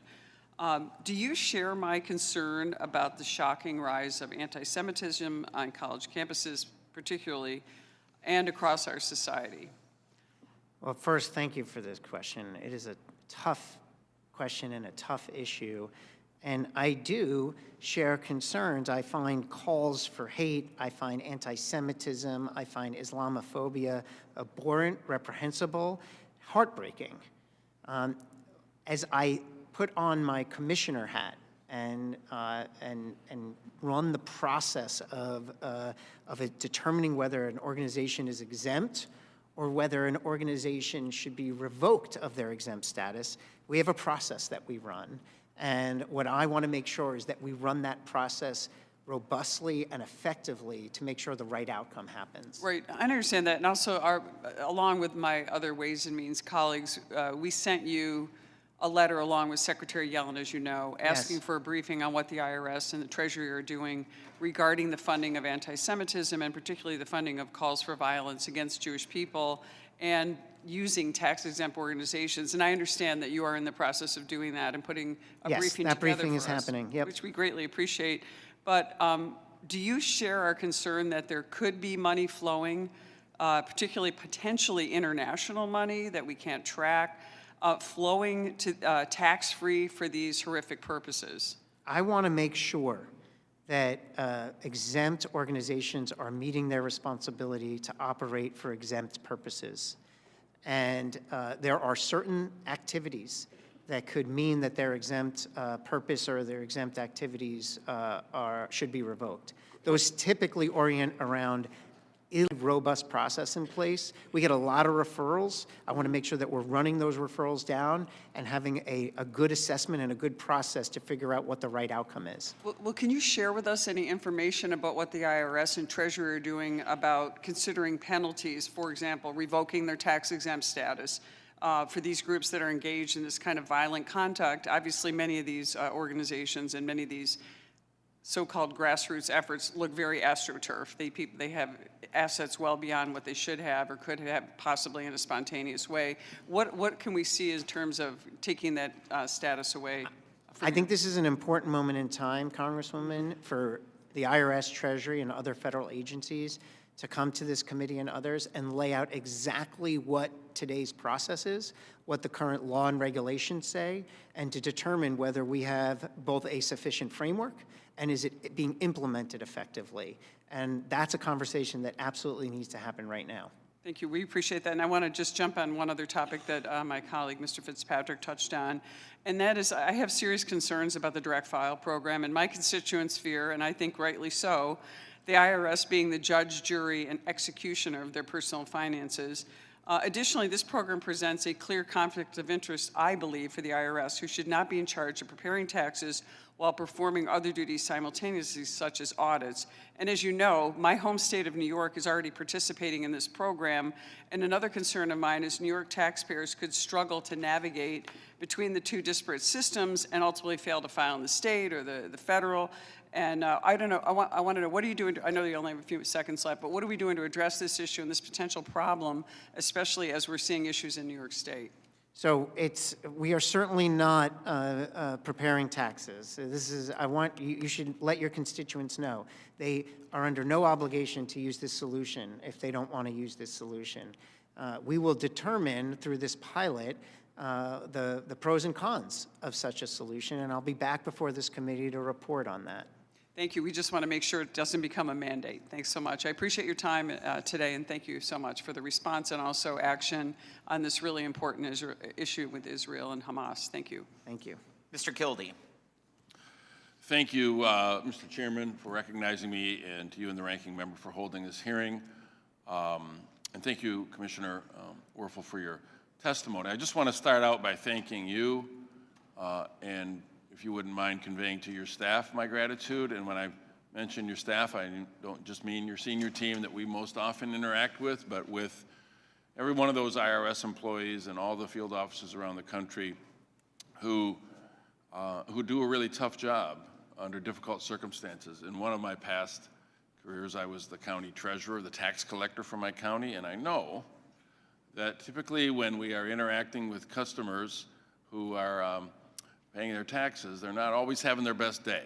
And I know it's a difficult job, and I just want you to convey my gratitude to them for the difficult work that they do, and the fact that in some cases they have to face, I think, unfair characterizations from some of the people that I work with here in this building. And I just want to express to you that I appreciate their work. I'd also like to thank you for the difficult work that you did during the pandemic, your team, because Absolutely. obviously we were not in that position. My constituents in mid-Michigan needed help getting in contact with the IRS just to deal with very simple issues, and I know we had some struggles there, and I think thankfully because of the investments that we have been able to make with the leadership of President Biden and congressional Democrats, the IRS is in a better position, much better prepared to provide the level of customer service that the American people deserve. And I know you're continuing to work to improve that, and I appreciate that very much. I'd also like to acknowledge the steps that you've taken to make this tax filing season easier for the people I represent by delaying the lower 1099-K reporting requirement. This delay will cut red tape for many taxpayers and allow the IRS to focus on ensuring that those wealthiest individuals that you have referred to a few times in this hearing and those largest corporations can no longer avoid paying the taxes that they owe. The investments that President Biden and Democrats made under the Inflation Reduction Act are also helping expand access to filing, and you've addressed this. I know it's been raised by a number of members, but as has been mentioned, this includes expanding the volunteer income tax assistance and the tax counseling for the elderly programs, which for years have helped the working families that I represent get their taxes filed without having to pay a fee. I understand the point my colleague makes, but I think the point that you make is that we don't ask people to pay a fee for access to those. They are supported by taxpayer dollars, but not an out-of-pocket fee in the moment that need is made. Those programs are operated locally by United Way back home for me. Yep. So the VITA and TCE programs are really important to me. And I wonder, particularly as helping people access the benefits that they deserve, the EITC and child tax credit. And I wonder if you can describe the IRS plan to expand VITA and TCE and what effect you think this will have for the people I represent. Yeah, I appreciate the question. I think there is a concerted effort under our modernization plan, we call it our strategic operating plan, to meet taxpayers where they are, and in particular, to figure out how we can connect with vulnerable populations to provide them assistance, often volunteer assistance, so that they have a better understanding of their tax obligations, but also what credits they may be eligible for that they're not receiving. How do we do that? First of all, I think it's absolutely important that we're on the ground. And so we're using new funding to open more walk-in centers, to extend the hours of those walk-in centers, to have Saturday hours, to have special events and taxpayer experience days.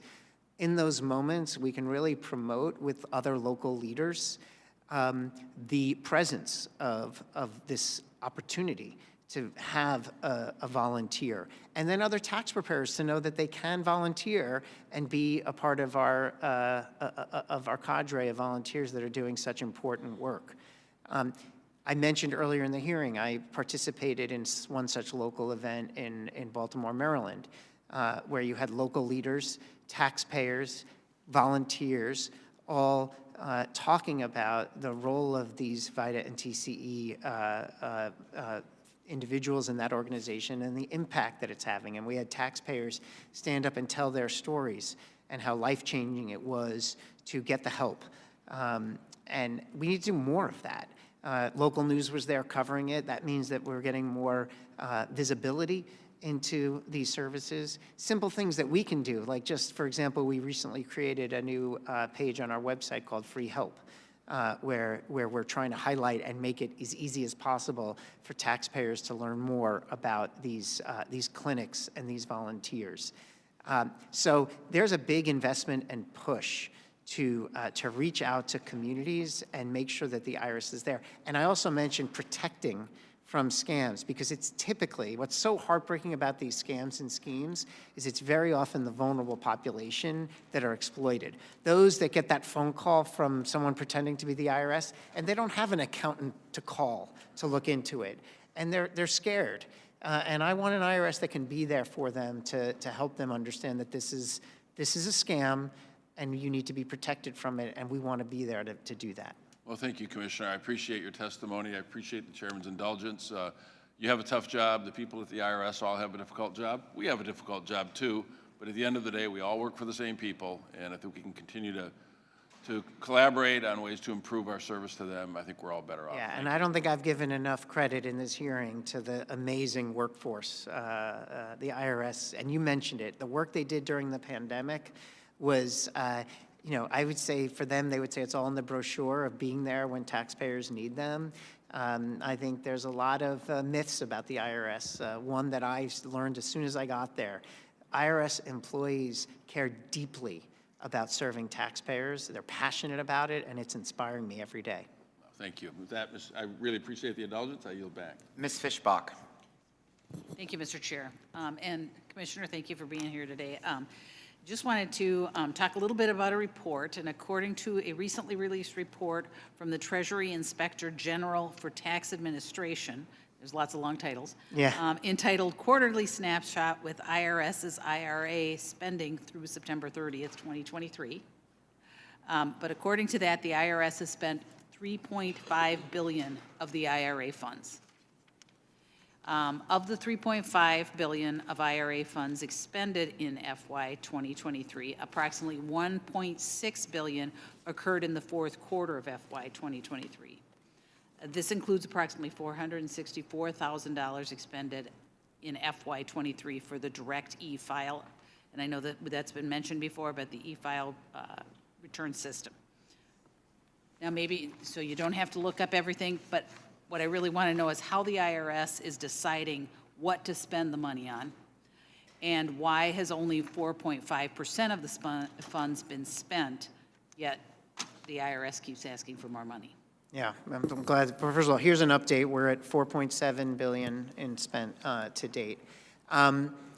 We are spending it in particular early on taxpayer service, hiring more phone assisters, hiring more live assisters in our walk-in centers. We are updating our technology in our call center, adding more voice bots and automated solutions to our call center. We are purchasing more modern scanning equipment, so we're moving paperless. I mentioned we are simplifying all of our notices. and we're doing outreach to taxpayers in underserved populations. And so, Commissioner, that's all covered in that 4.5% or the 4.5 billion? 4.7? Yes. I mean, and there's other things going on, in particular, and I spent a fair amount of time in this hearing, investing in our infrastructure. But are you going to, are you planning on expending those IRA funds on that? Because you keep asking for money, but yet only 4.7 is what I believe you said. Here's the issue and why we're asking for money. I mentioned it earlier, but it's really important if you'd allow. Our base budget, there's two parts of the IRS budget.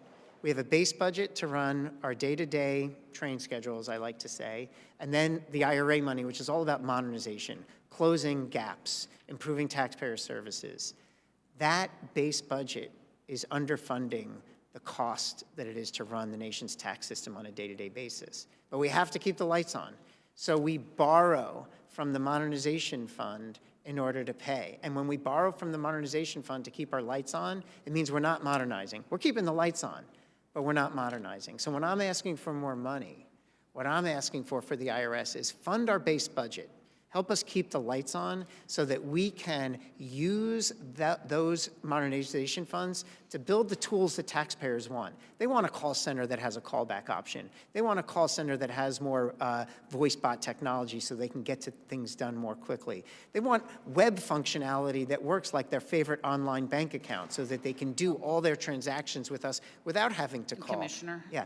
I just wanted to, in response to Mr. Kilday's question, I believe Yes. you mentioned the strategic operating plan, and maybe as you go on and on about all of those things that you're doing, maybe you could help me understand how that fits in there and how the spending fits with the operating plan.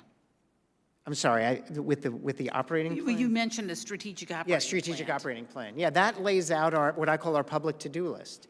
And there's numerous items in there arrayed by various objectives to both modernize the taxpayer experience, to improve our equity in enforcement, in particular to make sure that we're closing the gap on evasion in complex tax situations, and that we're investing in modern technology so that we avoid unauthorized accesses in the future. All right, well, and thank you, Commissioner. And I may follow up with some other questions in writing, but I do have one last question. Please.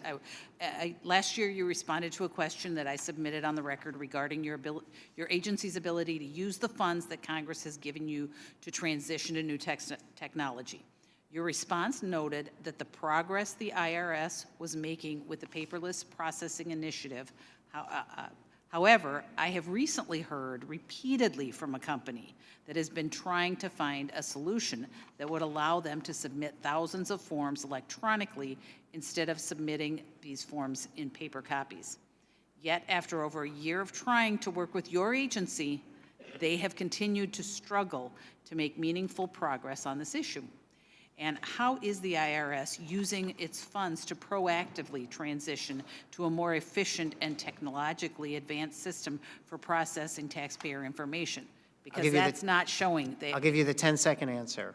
By this filing season, we committed to making every correspondence response digitally uploadable. We achieved that.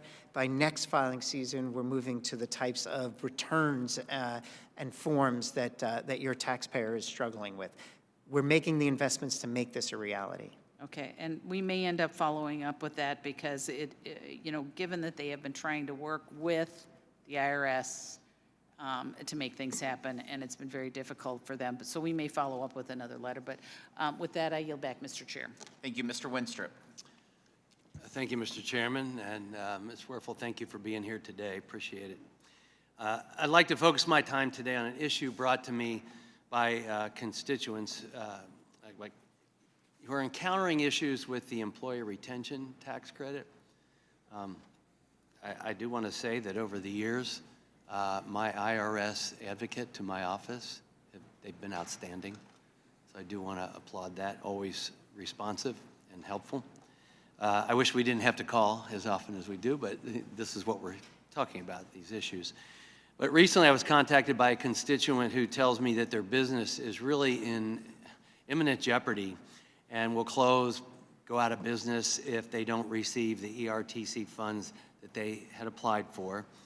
And while this constituent applied for the ERTC before the IRS moratorium, the backlog, I understand, of the ERTC returns that has been created results in this claim being trapped in limbo.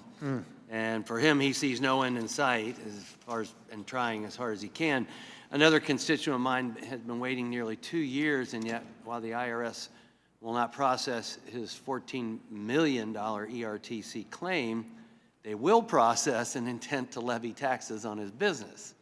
And you can understand the conundrum there. So it's kind of hard for the IRS to attempt to collect on this constituent's taxes when the balance would have been wiped out already if their ERTC claims were processed in a timely manner. Yeah. So one thing's holding the other. So I understand that this program has become rife with fraud and abuse, and I agree that enforcement action must be taken against bad actors, and I sympathize with you there. But I'd like to ask a couple questions about what IRS is doing, can do to solve the issue for my constituents, and what steps Congress can take to be helpful as well. So I'll kind of bundle these three questions, if you will. What is the status of the IRS's ERTC moratorium? How many claims are in the pipeline? And do you have a timeline for those claims filed before the moratorium? Yes. So first of all, I appreciate you raising it. It's important that we understand where there's a constituent or a taxpayer, in particular where there's a potential hardship. They're waiting on an eligible claim, and they're facing an emerging hardship. That's why we work with our taxpayer advocate to try to bump up to the front of the line those that are in more of a crisis situation. And we've had some success with that. I think there's been some reference to that here. Plus, I want to learn more about these types of situations because other taxpayers may be experiencing, and maybe there's some scaled solutions we can do. As I mentioned earlier, we are making slow, steady progress. Since the moratorium has been issued, we've approved nearly $1 billion in ERCs. The challenge that we have is that there's a lot more in the inventory as we're looking to piece out which are eligible and which are ineligible. I would expect that by this spring, we would have finished the work necessary to really kind of separate into the right buckets, and we'll be able to lift the moratorium in that time frame. Well, if there's anything that Congress can do, or in particular, a congressional office can do, reports the IRS will increase by about 150%. We are talking about the amount of employees you have. Is the IRS equipped to handle this significant increase in the data? And there's a lot of moving pieces on these issues. We've issued the proposed regulations. We've got hundreds of thousands of comments in that we're working through. I feel like we're at an inflection point in terms of digital currency and how to approach it along a lot of different perspectives of government, but in particular tax. We have to be prepared to, whatever the outcome of that regulatory process is, to have the technology and the process to execute those regulations fulsomely. So we will only propose in final regulations things that we have confidence we can execute on. And I thank you for that. Personally, I support amending the rule to ensure that there is parity between the traditional finance industry. And I understand these rules go beyond the what traditional finance requires. If the rule did create a more level playing field between the two, the number of reportable transactions would decrease, freeing up IRS's time to focus on their current mission and not shifting all through the unnecessary data. Probably looks like I'm not going to get to historic preservation, but we'll follow up in written testimony on that. What timeline of implementing the recently released proposed rule regarding tax reporting requirements and assets for brokers do you think that it's a realistic time frame? The challenge that I have is that it's really my counterparts at Treasury that I co-lead this with, and so I would want to make sure that we're aligned on the time frame. I think we got over 400,000 comments on the regulation, and so figuring out, this is a complicated issue, and we certainly don't want to get out in front before we've given those comments fair vetting. So I don't have a specific date for you, but I can work with Treasury to get you one. And I'd appreciate that. Now, it's my understanding that there's a much shorter window for compliance than traditional finance brokers, and to comply when they were implementing this rule. For the traditional being 5 years, the digital asset exchanges only got 16 months. Is there any reason for that? I don't, at my fingertips, have the full explanation and basis for it, but we will give you the underlying basis for that. Well, and I appreciate that again, the Commissioner. Given this new industry, it's a new industry with new technologies and innovation, I would recommend that you reevaluate the timeline to give the stakeholders enough time to comply, just as the traditional financial market did. We are voting, and I will get back with you on the historic tax credits and historic preservation easements, because they're very important to me. But I do appreciate your time, and it's good to see you again. Thank you. With that, I yield back. Thank you. Thank you, Commissioner Werfel, for appearing before us today. We look forward to the follow-up answers from the request of our members. Please be advised that members have 2 weeks to submit written questions to be answered later in writing. Those questions and your answers will be made part of the formal hearing record today. With that, the committee stands adjourned.